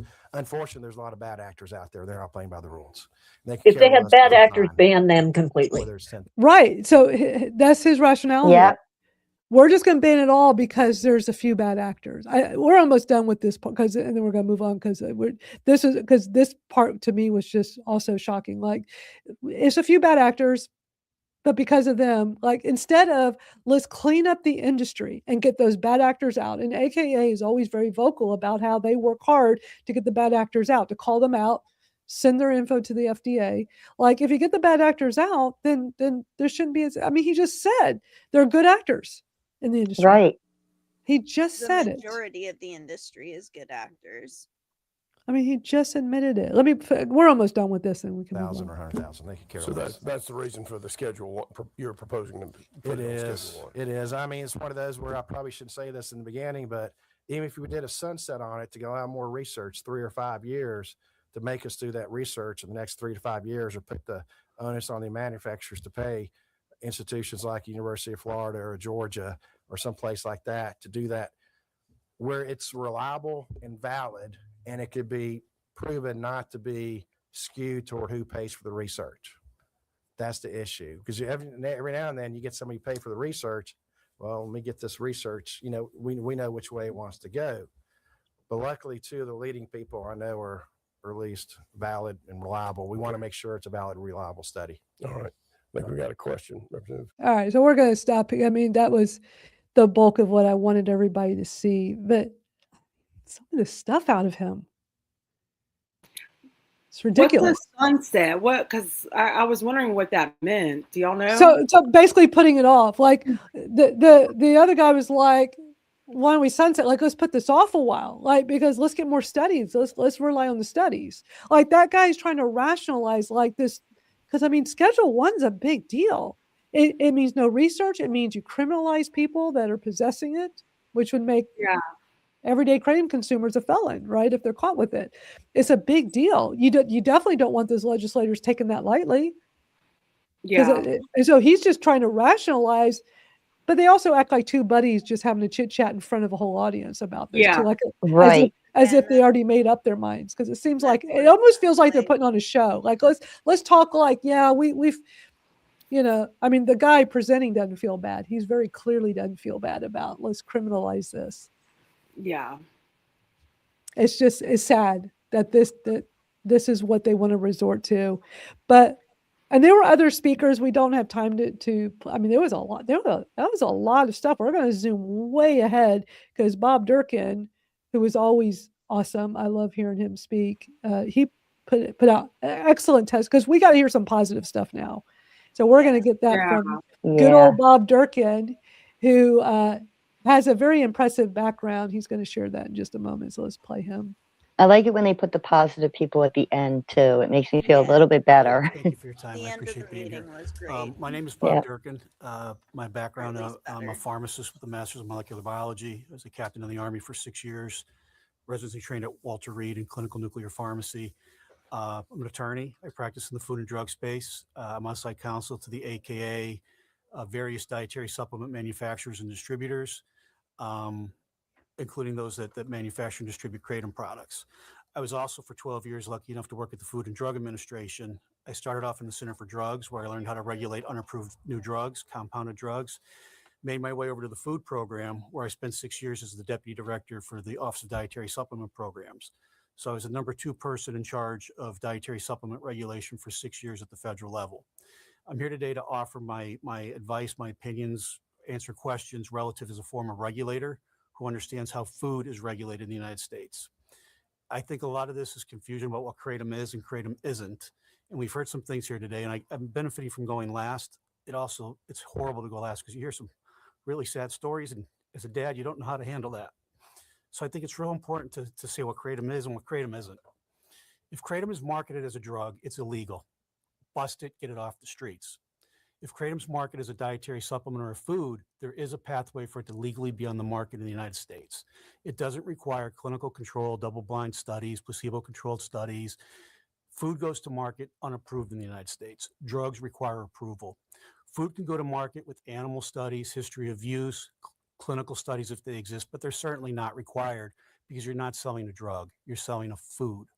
Kratom is a botanical out of Southeast Asia. It's been used for hundreds of years as a natural wellness, a pick-me-up.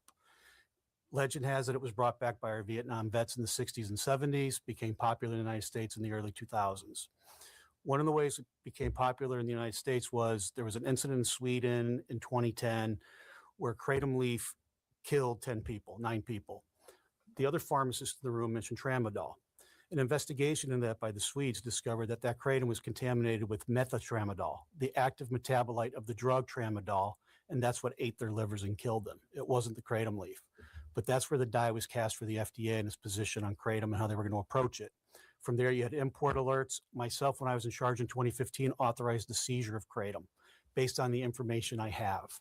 In hindsight now, that probably wasn't the best decision because there is a good body of science out there about the safety of Kratom. Companies have satisfied the pre-market responsibilities of the Food and Drug Administration by filing at least 7 new dietary ingredient notifications to the Food and Drug Administration. This is where a manufacturer or distributor puts together information about their manufacturing to show that they can make it the right way. They put together information about the safety of the product to show that it's reasonably expected to be safe the way they manufacture it and sell it. Kratom is a botanical. The word kratom has come to include so many things: the leaf, the ground leaf, an extract taken from that leaf. Unfortunately, now it's also come to include things like 7-hydroxymetragenine, pseudoindoxyl, and other metabolites. We talked a lot about habit and addiction, and that is a very complicated science. There are other experts that can counsel on that, but I'm pretty sure I have a habit for coffee or addicted to coffee. Today, when I went to your commissary and there was no coffee at noon, I panicked a little. And I'm not making light of anything, but it's a very complicated spectrum of science. You know, to draw the analogy of what's happened to Kratom, you could take a coffee bean, you could grind it up. That's a crushed coffee bean. You can make an extract of it. We call that a pot of coffee. That pot of coffee contains caffeine. If somebody were to pull that caffeine out of the pot of coffee and chemically alter it, usually with pool chemicals, pool chemicals, and turn it into something different, that's what 7-hydroxymetragenine is. Folks are then taking that 7-hydroxymetragenine and selling it, sometimes calling it 7-hydroxy, sometimes calling it something else, sometimes calling it kratom. 7-hydroxymetragenine is not found naturally in the leaf. It only develops in the leaf after the leaf is plucked from the tree, and metragenine oxidizes into 7-hydroxy. A very, very small amount of 7-hydroxy is in the leaf because of that oxidation process. When you eat kratom, when you eat a kratom leaf, or when you ingest metragenine, the primary alkaloid from kratom, your liver metabolizes it into a lot of things, one of which is 7-hydroxymetragenine. That's the way your body works. You ingest things, it metabolizes them into things it knows how to excrete or get out.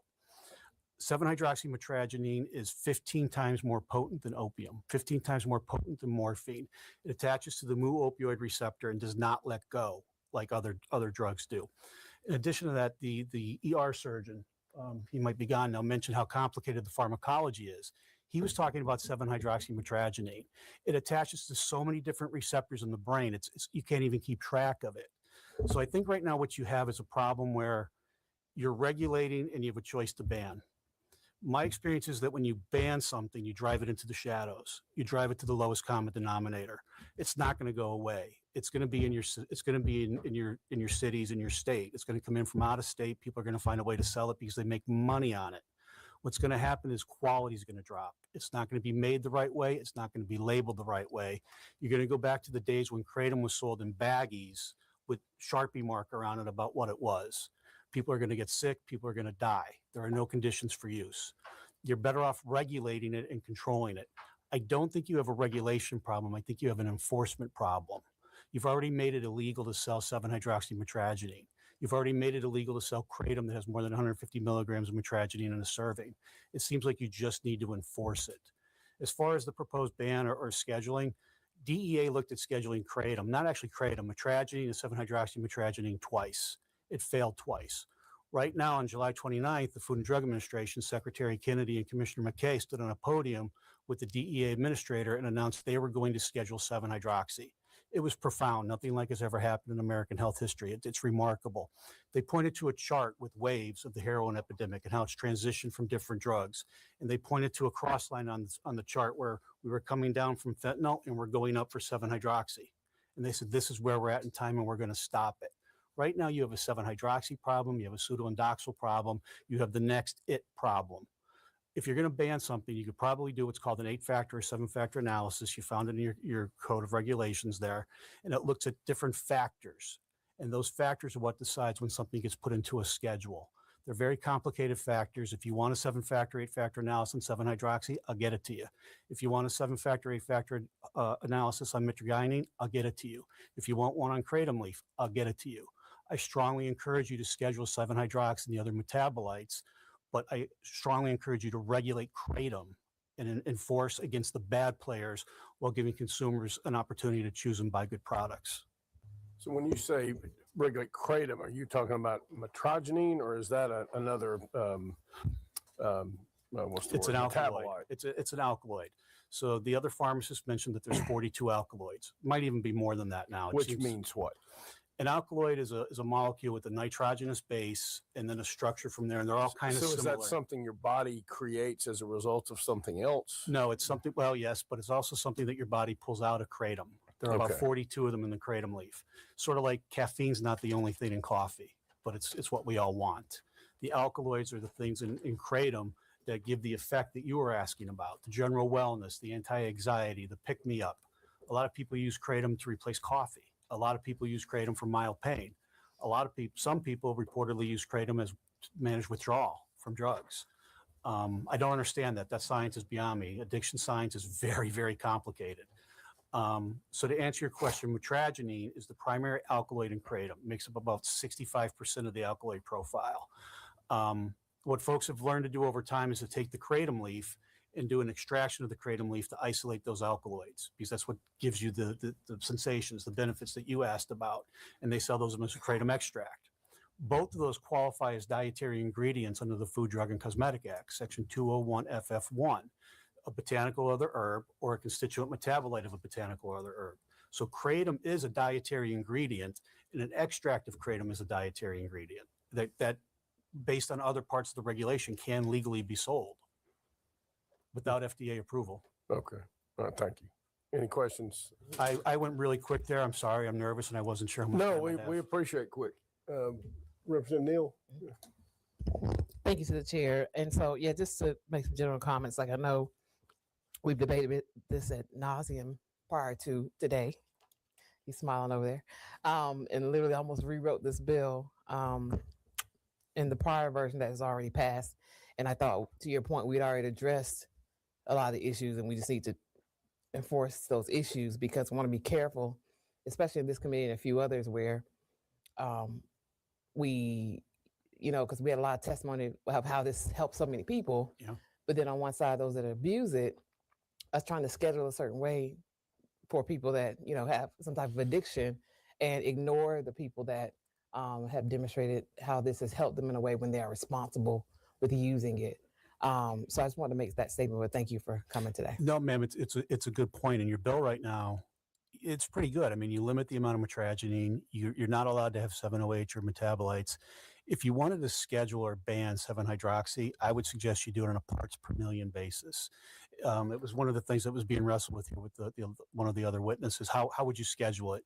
The state of Florida scheduled it based on parts per million. They said 400 parts per million on dry weight. Anything that has over that is considered 7-hydroxy and is scheduled. That's based in pretty good science. 400 might be a little bit too low of a number. The dry weight basis is a good idea, but you can certainly schedule 7-hydroxy in an effective way. Florida's done it. Charlie Cooper. Okay. I'm not a lawyer, but I do want to say, isn't it true? I get to play a lawyer. Isn't it true that when you say, oh, well, this can be, it's just a food substance. Mm-hmm. Okay. And the FDA doesn't regulate it. We have had trouble over the last 30, 40 years with concerns about vitamins and all sorts of things that are labeled at foods for whatever reason, but that do have harmful side effects. Yes, ma'am. Okay. So just saying that just because this one can be, labeled a food, it doesn't have harmful effects. And that's getting into a real iffy. It is. I can give you a good example. If I sell an orange and I sell you that orange for its vitamin C content, buy Bob's orange, it's high in vitamin C. Now that I've sold that vitamin C like that, vitamin C is a food. If I sell you a product and I say this has 500 milligrams of vitamin C, it's going to support your immune system, I just sold a dietary supplement. If I sell you vitamin C to prevent or cure scurvy, I just sold you a drug. So a lot of what the it is, and a lot about how the it is regulated, is based on the objective intent Semantics of the party putting in commerce. Yes, ma'am. Well, it's kind of, I would say it's based less on intent as on an objective representation about what it will do. Right. I think you're right, and it's the objective representation of that intent on the label and labeling. What do they say about the product? What's the deal being made? Right. Yeah. What my representation about it determines how it's classified, Yes, and then it determines a regulatory Exactly. structure, at least at the federal level. I'm assuming is what you're talking about primarily. I'd have to look at Georgia, but it's probably pretty close. A lot of states have incorporated the Food, Drug, and Cosmetic Act in part or in full. So it's likely Georgia does it pretty similar. Okay. Any other questions of this witness? All right. Thank you so much for your testimony. Appreciate it. All right, Jennifer Martin. I'm gonna stop for a minute. We'll watch He did Jennifer. great. We'll watch Jennifer again, but we got to unpack Bob Durkin. I mean, who better than somebody who used to be at the FDA to be doing all that talking? I'm so glad I have him. He was right beside me, and he was actually nervous because I told him I got introduced to him by the the lobbyist. And yeah, and he was like, "How are you?" And I was like, "Good, I'm nervous." And he whispered, he was like, "Me too," before it all started. But I was so thankful for him. But sorry, I didn't mean to interrupt.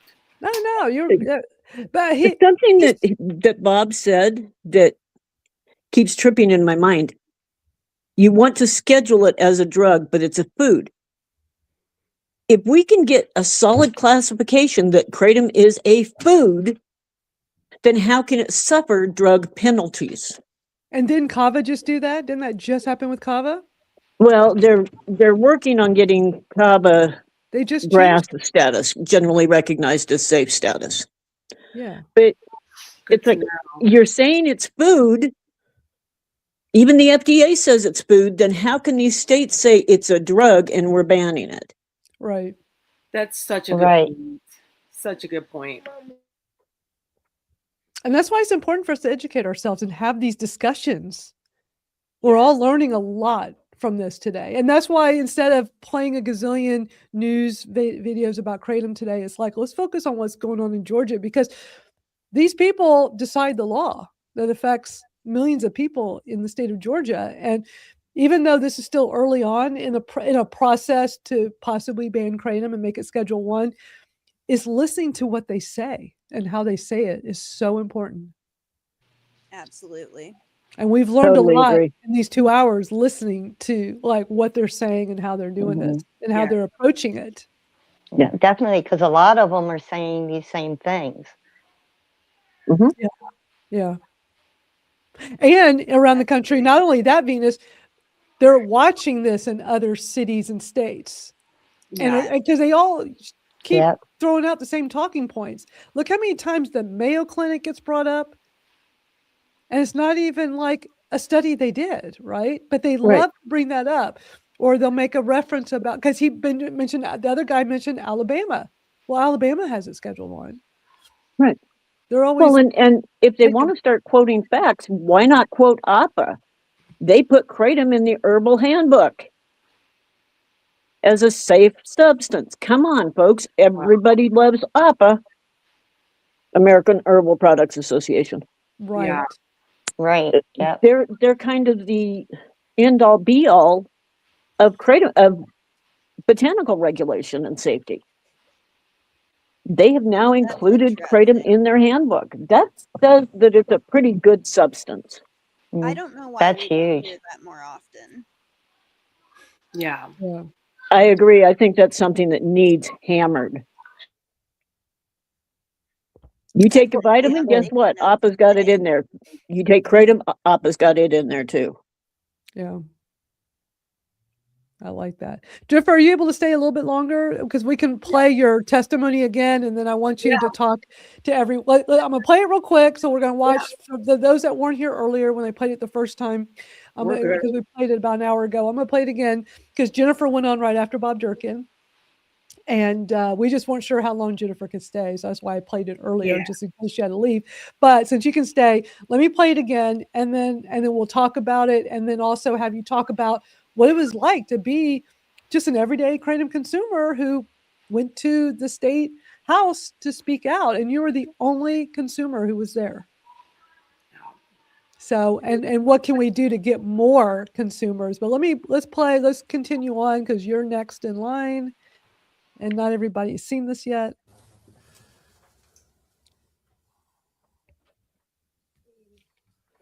Good afternoon, fellow Georgians. Hope everyone is well. I wrote everything down. I hope that's okay. I'm nervous Nancy right now. So, but good afternoon, and thank you for allowing me to speak. My name is Jen. I'm a mother, a person in long-term recovery, and someone whose life was saved by natural kratom leaf. In 2006, I was prescribed opiate pain medication by my doctor. Was started as a legitimate treatment, slowly turned into addiction, and eventually escalated into illegal opioids, including fentanyl. I lost everything, and most painfully, I lost my husband to fentanyl. After his death, I entered recovery treatment, and that's when I found natural kratom leaf. I have been clean for almost 4 years. I have my kids back. I've held the same job for 4 years, which that was impossible for me to do before. And I'm in school working towards my master's in psychology to become a substance abuse counselor. This comes from the natural kratom plant, not the extracts, not the concentrates, not the synthetic or high potency products like 7-OH that we've heard so many horror stories today about.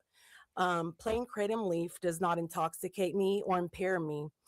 It helped me stay in recovery and rebuild my life.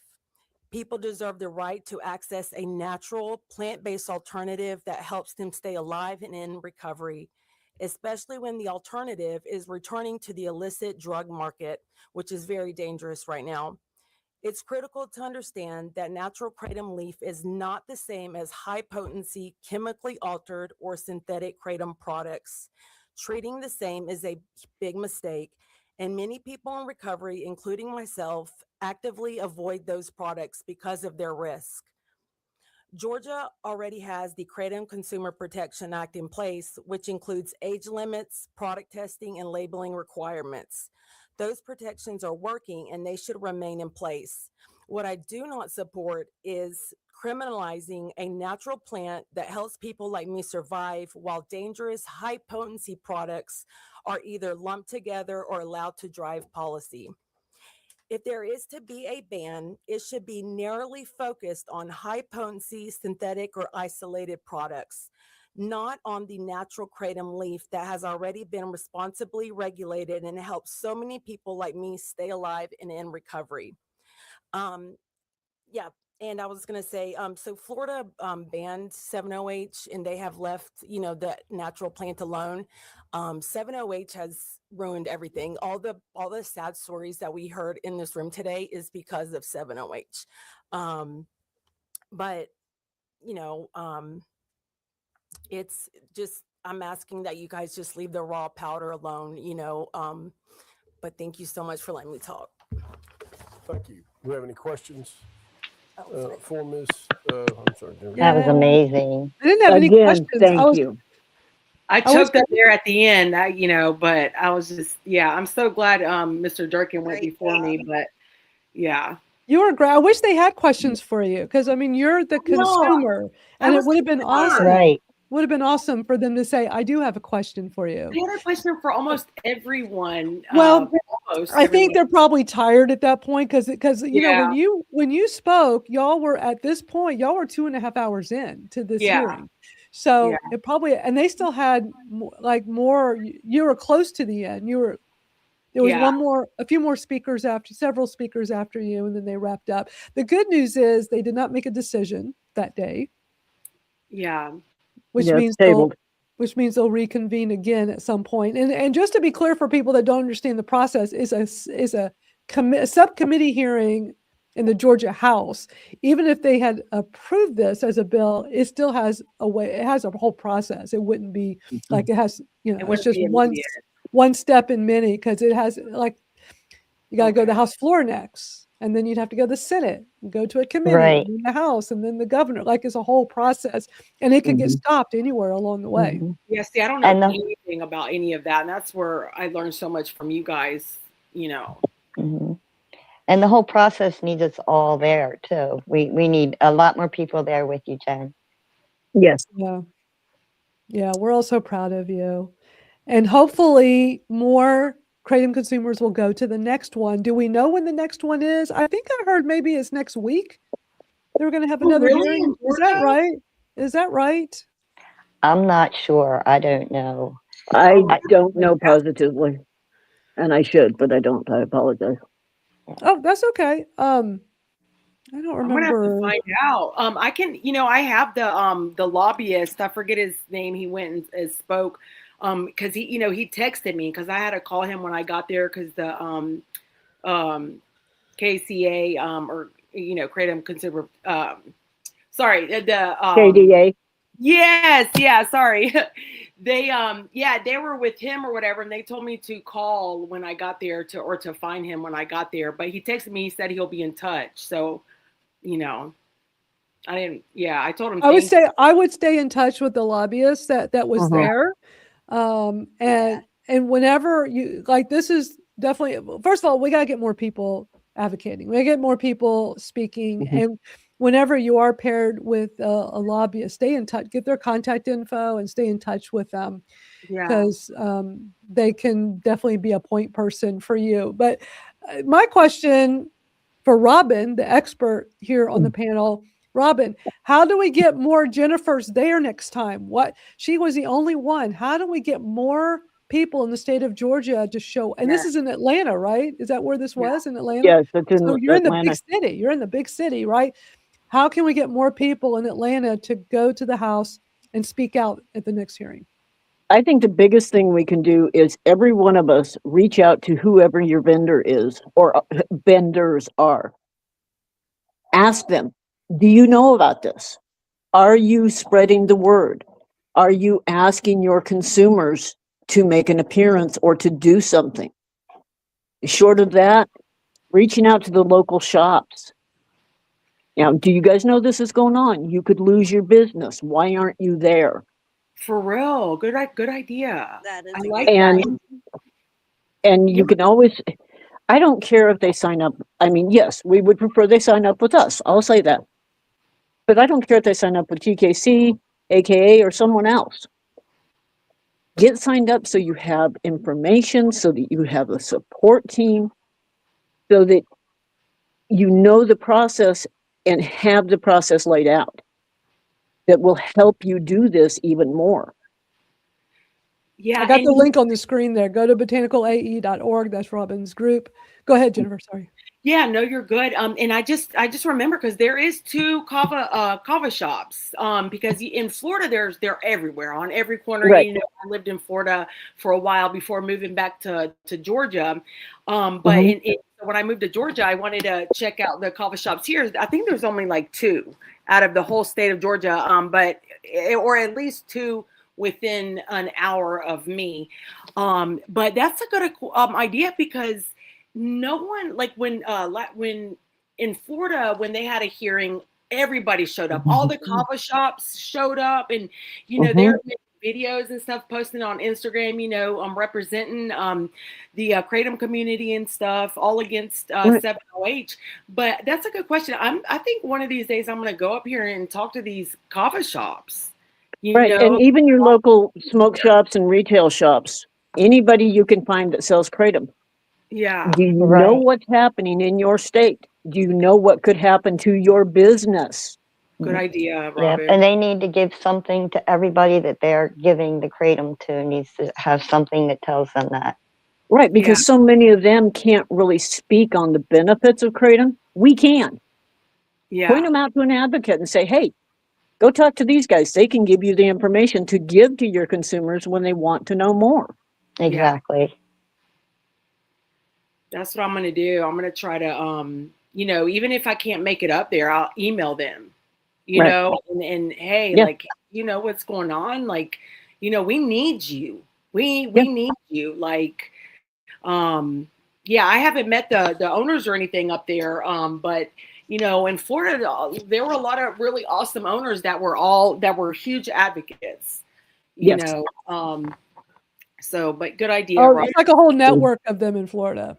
Oh, yeah. And when it was under attack a year ago, they were there in droves at the Capitol. It was wild, because we were watching those hearings, and it was amazing to see them come together. They were very organized, because the way that ban bill was written, it would have put all the kava bars out of business. Yeah. They had some crazy restrictions. Basically, the way it was written, the kava bars wouldn't even be able to make Kratom drinks there in their stores, because the way it was written, they would have to test every batch that was homemade and brewed there on site. Right. Which was crazy. Somebody said that would be like testing every pot of coffee in your shop. That you make. Right. Well, and with Georgia trying to go for a Schedule 1, that means kava shops cannot sell Kratom tea. And that is a huge part and parcel of what they do. It's kava and Kratom. Yeah. Yeah. Exactly. I'm curious what was said at the end by the, like what did they decide on? I still don't Let even me know. let me get. I mean, they basically just said that they weren't going to do a vote. Let me go pull it back up. Didn't they Go, just say they were going to table it for now and yeah, something like open it for that. further discussion or something? I'll play Right. the end, but the guy who brought the bill is back on at the end. So yeah, let me play Why this. it's marketed. I mean, that's why people take it, and that's why manufacturers sell it. When they take Get further. All right. Anybody else? Then, because we've got to do something. If it's not a ban, we have to do something to make it minimally, of course, 7OH, but even more than that, to restrict it, to make sure it's safe in those dosages and everything else for Georgians. And that's what we have to do. You heard that. I mean, I could bring in more. I mean, Georgia Poison Control Guide. You want his written testimony? You couldn't get more powerful than that. I mean, that's from a guy who operates out of Grady. He works at Grady. He sees a lot of different people. And at Georgia Poison Control, that's pretty strong testimony. So, and the ones who weren't here for that, we need to clip it for you so you can watch it.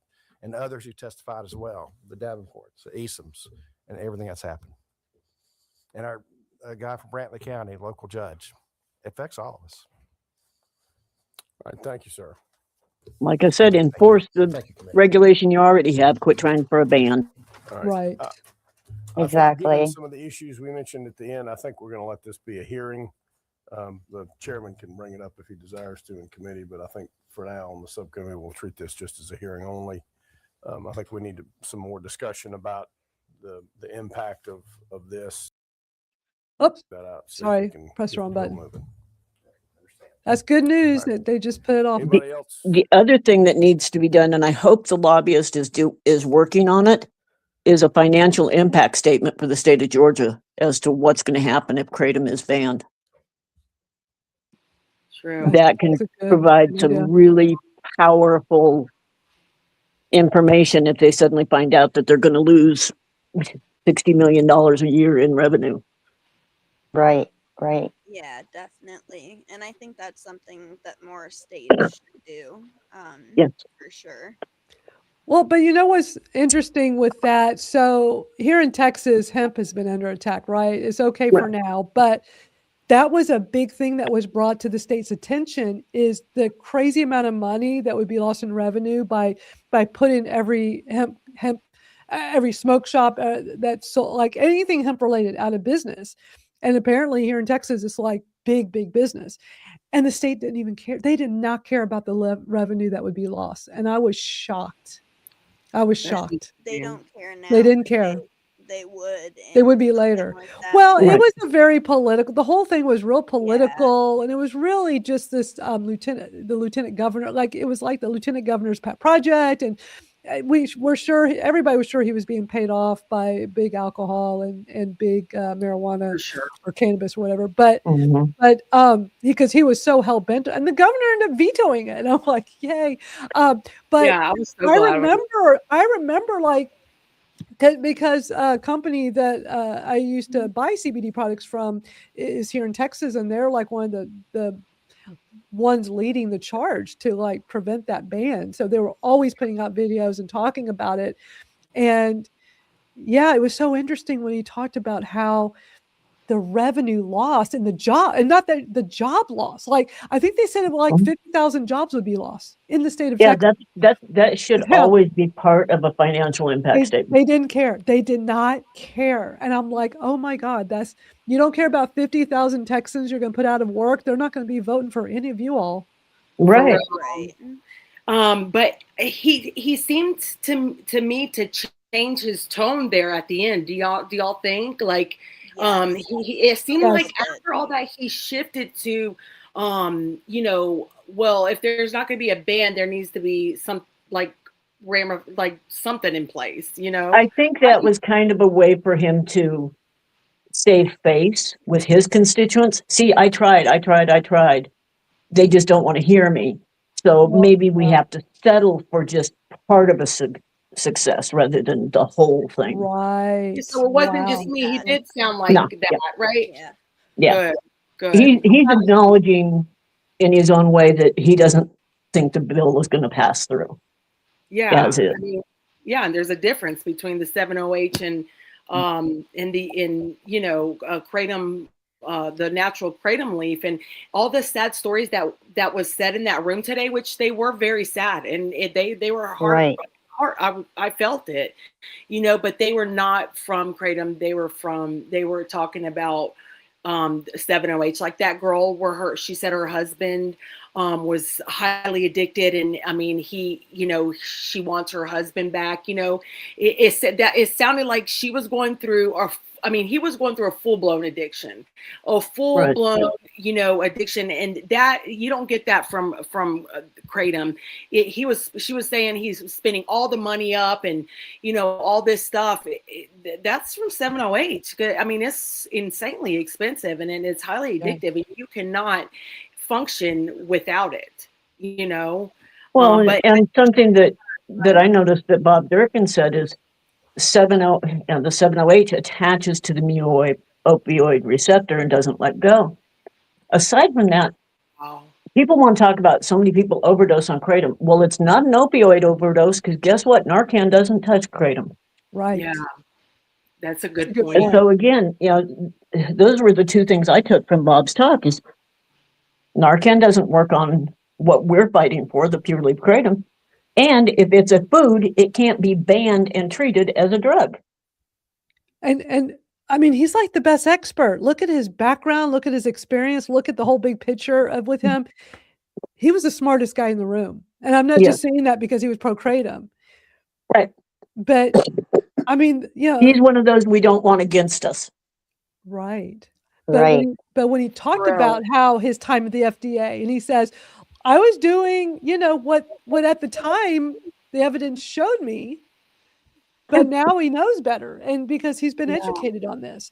And that Right. was huge, I thought, for him to make an admission like that, especially somebody at the FDA, because we know how much the FDA people, especially the people who have been there a long time, are so anti-kratom and they won't let it go. Right.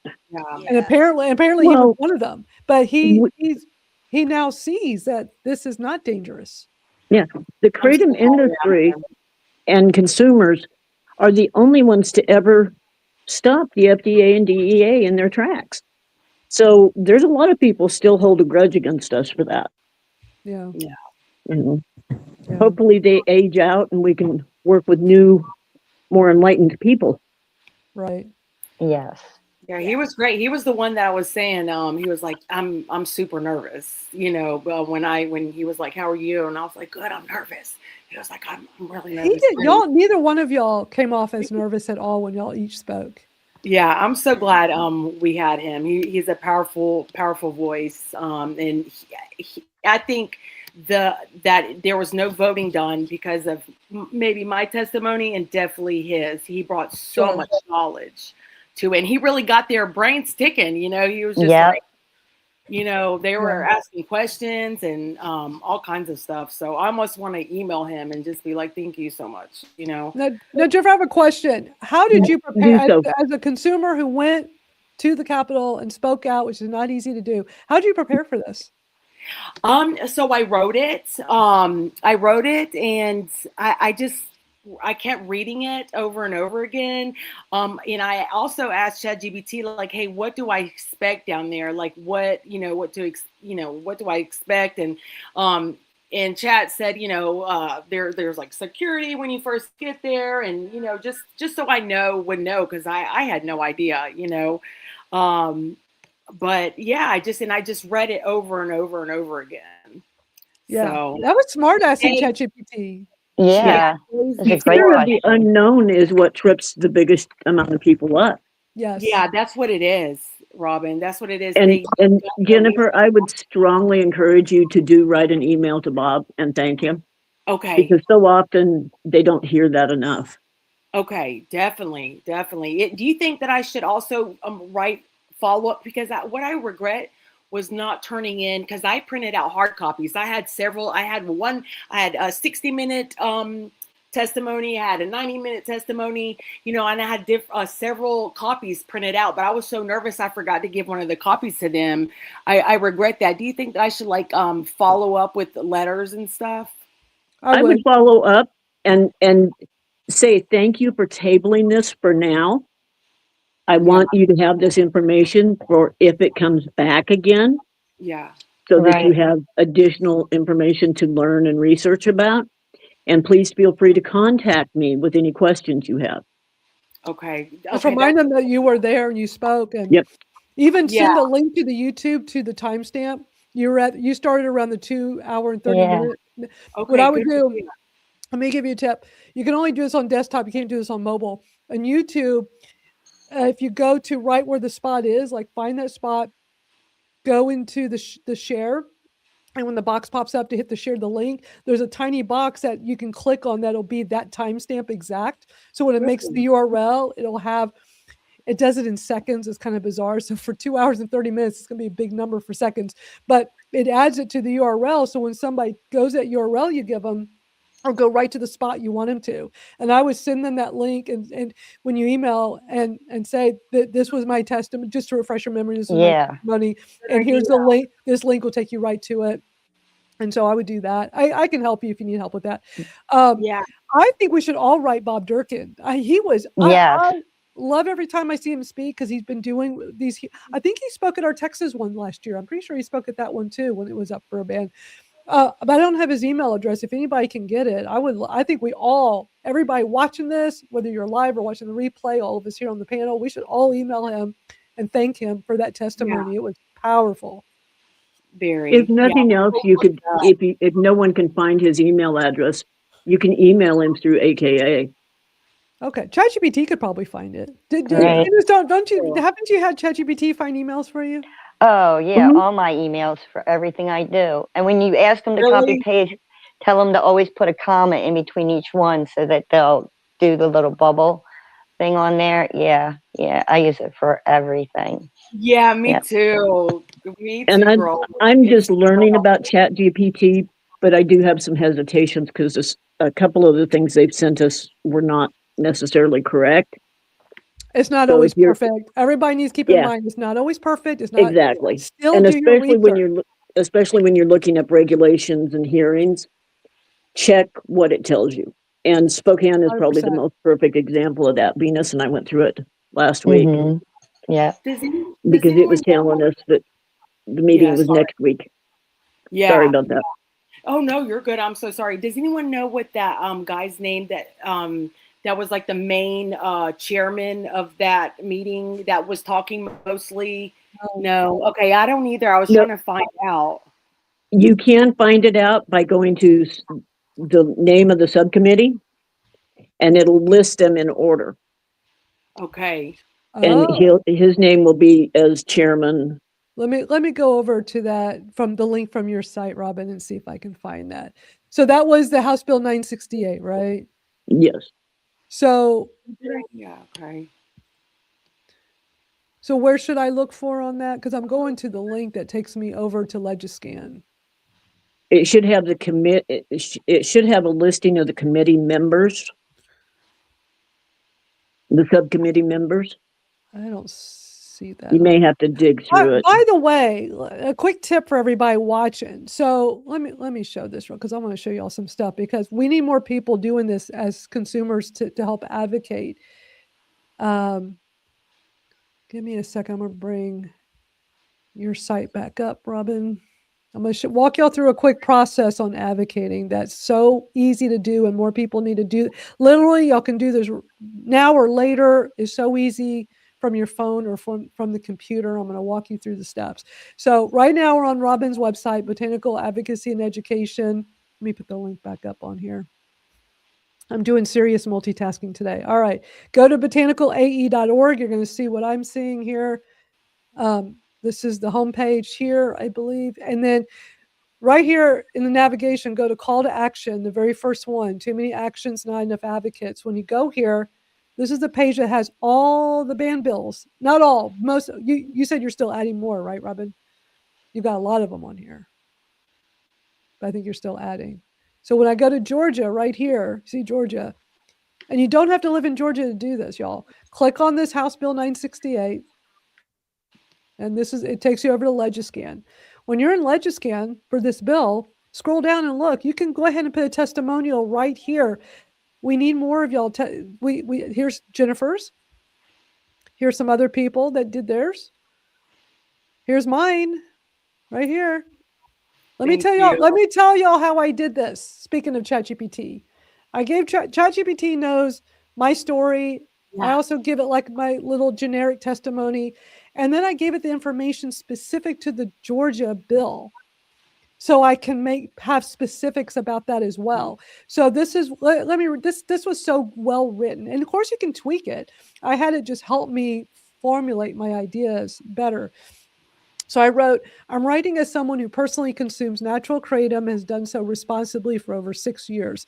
Georgia House Bill 968 would classify mitragynine and 708 as Schedule 1 controlled substances and repeal existing provisions that regulate kratom. This would effectively make natural kratom illegal in Georgia and remove a regulatory framework that was designed to protect consumers. Because again, there's already a KCPA in Georgia. Yeah. So I'm addressing that here. Schedule 1 classification is intended for substances with no accepted use and high potential for abuse. That standard does not reflect how kratom is used by many adults, nor does it align with Georgia's prior decision to regulate kratom rather than prohibit it outright.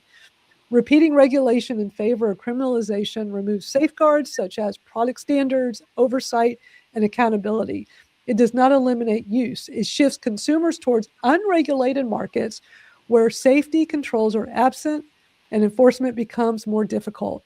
I'm not opposed to responsible regulation. I support policies that prioritize consumer safety, transparency, and evidence-based decision-making. What concerns me is abandoning regulation entirely in favor of a Schedule 1 designation that carries serious legal consequences for responsible adults. I respectfully urge the committee to reconsider HB 968 and to preserve regulatory approaches that protect public safety without criminalizing responsible adult kratom use. Thank you for your time and consideration. Now, I would not have written it that well if it wasn't for ChatGPT taking my ideas, my way of talking, and information about that specific bill. So Yeah. this is a great example of how AI can help you in an instance like this. But y'all, there should be way more testimonies on here. And this is so easy to do on any of these Legiscans. You can go in Yeah, here. I sent the link. I put it in Reddit and in the Kratom community. I put it like, on the school app. I try to get as many people. Is there anybody in there that was speaking for the ban in that in those comments? I'll get on there and look, but In our school community? No, No, on you. Legiscan. Oh, But the one thing I I want don't to think add so. about commenting on Legiscan, Uh-huh. we don't know positively yet if those are researched against voter rolls. Really? Yeah. Okay. That's something that an advocate in West Virginia brought up, and he's trying to dig into it to find out for sure. Interesting. Okay. So And that would be a case where if you're not in that state, say I have family or I have friends, I vacation there 3 times a yeah. year, use Yeah. a familial or financial. I get that. But still in the big picture, it is still good just Yes. because people are going there from all over. And Yep. you're definitely going to have legislators in other states looking at what's happening around the country. You're Yep. going to have all types of people. I mean, I think the most effective for like the legislators in Georgia is to follow their procedure, which was we already had it. There was a link, they had a specific site, and I did that too. I feel like this is that little extra that's not necessarily the legislators, it's the big picture because the public can see that. I feel like post in as many places as you can, cast the wide net, get your voice out there far and wide, and don't limit yourself just to your city and your state. You can do these for other states. I don't have anything happening in Texas right now. I'm lucky, but I can still advocate for everybody else that's going through this right now. Yes. Yes, definitely. Yeah, like you said, I have my story. I mean, ChatGPT knows my story, and anytime there's a ban bill, and and the AKA will send an email, I'll just copy and paste my testimony real quick, and I added it to Ohio, to Utah here recently. So yeah, I just always have it ready to copy and paste and comments to tell my testimony. Yeah. And then the and ones that's the that have best thing you can do. the ones that have the remote testimonies, you can go to any state also. Yep. Sorry about that. That's okay. Wow, we've had a lot to talk about today.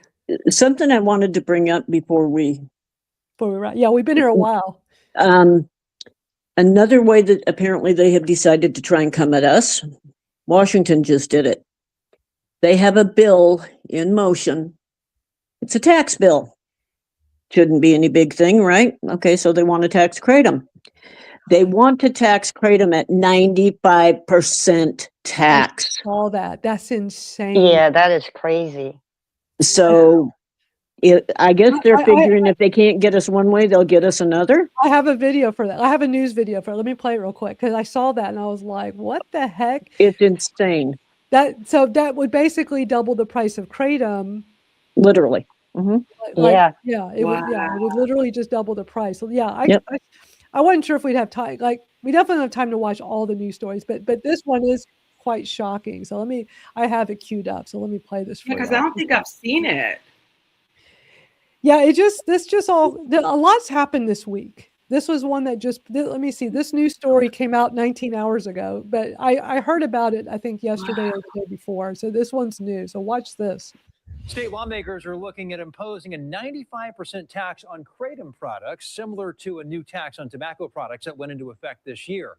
Lawmakers behind the move say the goal is to discourage minors from using Kratom. KOMO's Lynn Ann Wynn live this evening. Are you kidding me? All of this is an attempt to keep minors from buying. What minors are buying Kratom? Number one, just like I guarantee you, I had grandkids that come around. They see my Kratom and run the other way. They don't even like the smell of it. I mean, I'm dumbfounded. Like, this is all because of the kids. What kids are even buying Kratom and accessing it? Mm-hmm. My God. And that just shows even more that there needs to be a strong, well-regulated KCPA or something similar. Exactly. I just or do like they do with tobacco and alcohol. Like, it is almost impossible because you have to show ID absolutely everywhere. Absolutely everywhere. I'm still carded all the time when I get cigarettes, all the time. If they would enforce it, have secret shoppers go in and enforce it, then kids wouldn't get their hands on it. They should enforce it. Yeah, that was the big thing they talked about in Westlake Village this week was kids are going to get it and mix alcohol and Kratom, and that's toxic. Dude, I'd be more worried about my high schooler getting alcohol than I would about him getting Kratom. Right. And then the other thing one of them brought up was that the high school wasn't even in that town, so they would just get it where their high school was. Exactly. Well, let me finish, but I just didn't. Please, I hadn't watched this yet, so I heard about the 95% tax, but I was just shocked when he said what he just said. Let's keep going. Seattle with a look at this proposal. Lynn Ann? Preston, advocates say that Kratom is natural and can help boost energy, relieve pain, and even help with opioid withdrawal. But public health officials also warn that there also could be serious side effects. A hefty tax on Kratom products could be on the way as state lawmakers weigh imposing a 95% tax. So many things that might be useful, to provide some energy or relief when it's in the hands of young people, especially when their brains haven't fully developed, is a real concern. Senate Bill 6196 would impose the tax on Kratom products at the distributor level and require licenses for distributors and retailers. The bill would also require clear labeling of the product and its ingredients. And the money collected from the tax would be put into an account aimed at funding programs to prevent youth access to harmful substances. It can lead to addiction. Young users may experience severe side effects such as seizures, increased heart rate, and even withdrawal symptoms. But local business owners like Umid Lagari with International Cigar and Tobacco in downtown Seattle fear it could drive business out of Washington state. Just a little increase on everything. I think it's going to run us out of business, Lagari also worries this will be yet another cost of doing business they have to balance on top of new taxes on tobacco and nicotine products that went into effect this year. I think if they keep penalizing, that kind of customer, eventually, they're going to buy stuff from somewhere else. So I don't think it still benefit from it, and I don't think it'll have any impact. Advocates say many retailers already don't sell the product to minors. And while they are on board with regulation and age limits, they worry this bill goes too far. This bill goes beyond taxation in terms of felony criminal charges, specific 5-year records retention requirements, and product and vehicle seizures for retailers or distributors selling natural Kratom products. Wow. There is also a separate bill being considered right now that would raise the age limit for buying Kratom products to 21 and over. Both bills are expected to be discussed in executive session next week. Reporting live. Wow. Where was that again? That's crazy. That's Washington State. Wow. That's crazy. But I heard, okay, so I caught something they said. They would tax that if this went through 95% at the distributor level. So I'm not sure if I understand this right. If they're going to basically practically double it at the distributor level, distributor still has to sell it to the vendors, the stores, the whatever. So they're going to mark it up. They're going to first of all say, well, I'm not paying that. Like, I'm going to pass it along. But then the store has to mark it up. So like it could be way more than doubled for the consumer. It could be 3-4 times. Because he said, I clearly heard him say distributor. It would be charged at the distributor if this goes through. Oh, man. What because what I want is show me the receipts. What kids? Where's this a problem with kids? Right. I doubt there's any problem with. Because I guarantee you, I could take Kratom into a high school right now, and ain't one of them going to take it. That's right. Yeah. The way it tastes terrible. I'm They smell it and run. Or even looking at it, Yeah, exactly. But also, what would happen? You don't get high from it. You don't. I don't know. The people that are like, oh, this stuff's. It's like they think this so bad. Why don't they try it and see how it's nothing? Right. It's nothing. I get pain relief. I don't get any kind of. I mean, some people say, well, I get a euphoria, but they also say, but not the euphoria like with drugs. It's like I just feel better. I have happy, well-being, happy. I And just don't suffer in pain. It's sad that the word euphoria has come to mean a bad thing. Yeah. Right. Because euphoria is a sense of well-being, a sense of uplifted. Euphoria is not high. And do most of us that consume Kratom feel that true definition of euphoria? Yeah, because guess what? We don't hurt, or we're not depressed, or we don't have social anxiety. Exactly. We aren't taking it to get high. That's the reason we quit doing things we used to do. Right, exactly. I hated feeling that way. Right. Angela has the simplest solution. Just make it a law. Anyone under 21. You just make it against the law for minors, which KCPAs do that. Yeah, and depending on the state, some have put it at 18, some 21. You know what? I have no problem putting it at 21. That's what alcohol and tobacco is. Yep, and enforce it, because they did the KCPA in Georgia, but like they're not enforcing it like they said at the hearing. That's just And that's the single biggest challenge I have encountered with the KCPA is if you're not building into the bill a method of enforcement and a method of funding and training that enforcement, then the enforcement isn't going to work, and you're going to do what Georgia and Utah are doing, coming back saying, well, we have this regulation, but it doesn't work, so we're just going to ban. It doesn't work because you didn't work it. Right. Exactly. Right. Well said. Y'all, this has been an amazing 2.5-hour discussion, and we unpacked so much today. Jennifer, we loved having you here because you did an incredible job. I would love to hear you guys more often, for real. Yeah. Yeah, we love to have you. Yeah, I mean, I got lucky because it snowed and stuff, so all the kids' games and stuff today were canceled. So I was able to join in. But their season's almost over, and then this spring I'll have my youngest in soccer, so it'll just be her. So I won't be going to practice and games every Saturday, and it'll be early in the morning when she starts. So I'll be able to join you guys more. This was great. Oh, that'll be great. I get openings from time to time, and it's usually last minute, so that's the only thing. And it's just knowing like who's interested, and then I just try to reach out and see like who's available.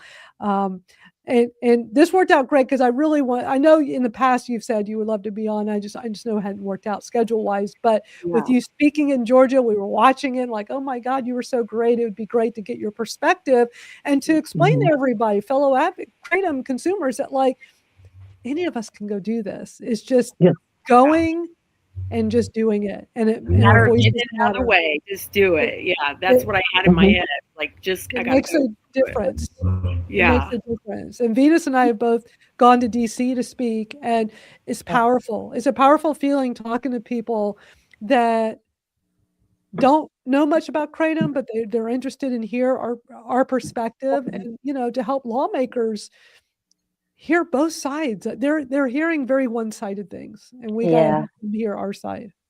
Yep. And advocacy gives you a high. Like the advocacy high feels so good afterwards for days, We're making a difference, and it's a great feeling. I mean, when we were in DC this last time, every meeting I had was incredible because on the first one, I didn't plan this, but on the first ones, while I'm talking, something inside me said, I got my Kratom in my backpack right here, my bag of Christopher's. I'm just gonna pull it out and show, because I think there's this misconception this is some bad evil thing, right? So we were meeting with different legislative aides, and I literally blah blah blah, telling my story, been in pain management 9 years, taking opiates every day, and then I got dropped because of government policies, and I find Kratom, and then I'm like I make a tea and I drink it every day, and I've never had a problem. My labs are great, blah, blah, blah. I'm not having to take all these pharmaceuticals. And I'm like, here, let me show you. And I pull out the bag and I open it and I said, this is what I'm just showing her the powder. And every time the guy or girl would go, that's it? They all had the same response. That's it? And they all said the same thing too. It looks like matcha. And it was wild. Like they felt this, I could see they felt this ease, like she's just showing me a powder that looks like a green tea that helps her, and she doesn't take opiates. How amazing. Like I could see how amazed they were. And it's powerful that because you go and speak out, you don't have to go to DC to do this, but I wanted to go, and I've done it twice now, and I'm glad I have. We can do this at any level in government, and it's powerful. And it's great to meet everybody too in person. It's just so much fun. It really does give us a sense of community that so many people lack nowadays in the days of social media. When you can actually meet someone face to face. Yeah, I agree. Yeah, for sure. And Deborah Chesney says that she's happy to go anywhere within 8-hour drive. And I saw she commented earlier that she signed up for your group, Robin. And we just need more everyday consumers to like get involved with Robin's group so that you can help volunteer to, they'll keep you posted. Go to botanicalae.org. So happy to be teamed up with y'all to help promote what y'all are doing, Robin, you and your team. Oh, it is such an honor and privilege and pleasure to be working with all of you guys. Well, y'all did amazing work back in the day. Yep. And I'm excited. Yeah. Yes. Yeah. Y'all did. I think that's a good thing to admit to. I feel the excitement starting to come back. Good. Among other people. Good. That's good. That's good. The other people have said the same thing. And that's amazing to hear. Yeah. This has been great. I'm so glad we had such an amazing conversation with Jennifer and Robin joining us as special guests today. And this has just been awesome. I think since we're all fired up in advocacy mode, we'll wrap up with one of our fun songs. I always like to end with a song, and our fun Kratom rock anthem that comes out of Florida. I just feel like when we're all fired up like this after watching hearings, we got to stay fired up. And just get out there and keep fighting. Share your story. Just talk to people about Kratom. Let's help. We got to normalize this plant. Definitely. Yes. That's like the best thing we can all do. So it's great seeing everybody. Thank y'all for being, y'all stayed the whole time. Yes, thank you. Awesome. So I'm going to send us off here, and we'll be back right. here. We'll be back next Saturday to do this all over again. And Venus, do you have any? I know, like, we got school tomorrow for Kr8tomRealTalk.com. Come join us for our school chat. Yep, at Okay. 3 p.m. Eastern Standard Time. It's just a casual Zoom-like chat. I won't be there tomorrow, but Venus has it all under control. I'll be there. Come as you are. Don't worry about anything. Just It's pop private. in anytime. It's private. I'll be there. It's not public Good. like this. It's private. Come hang out with us over there. Go to Kr8tomRealTalk.com to come sign up if you're not already in there over on the school platform. There it is, Kr8tomRealTalk.com. All right, y'all. We will see you all next time. So if you Thank haven't guys heard so much. thank y'all. If you haven't heard Thank this song you. before, enjoy it. It's a great rocking song to close us out. See y'all soon.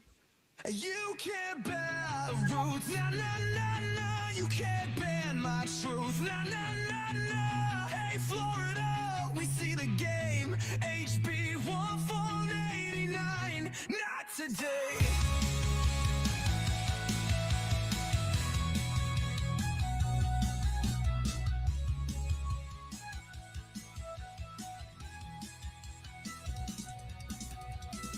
Natural leaf, ancient tree, now they wanna make it a felony. Nah, we ain't playing that corporate tune.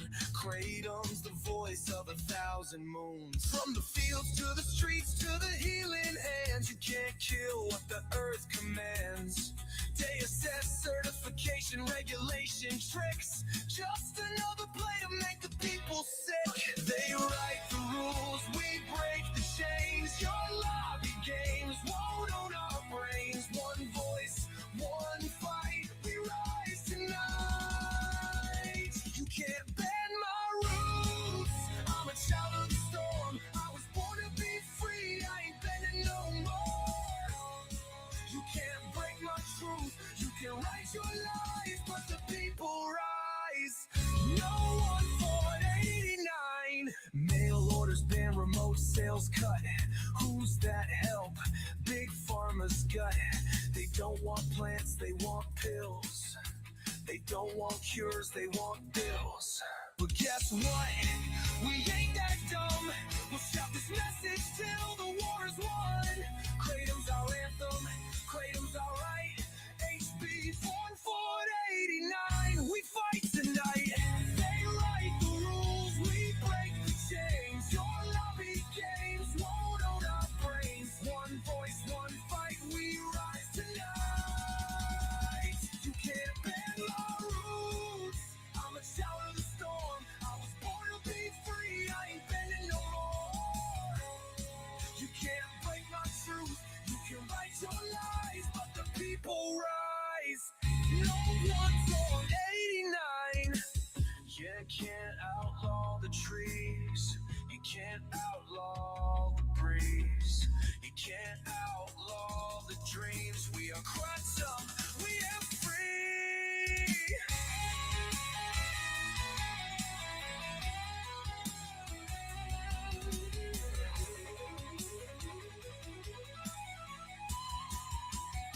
You can't bend my roots. I'm a child of the storm. I was born to be free. I ain't bending no more.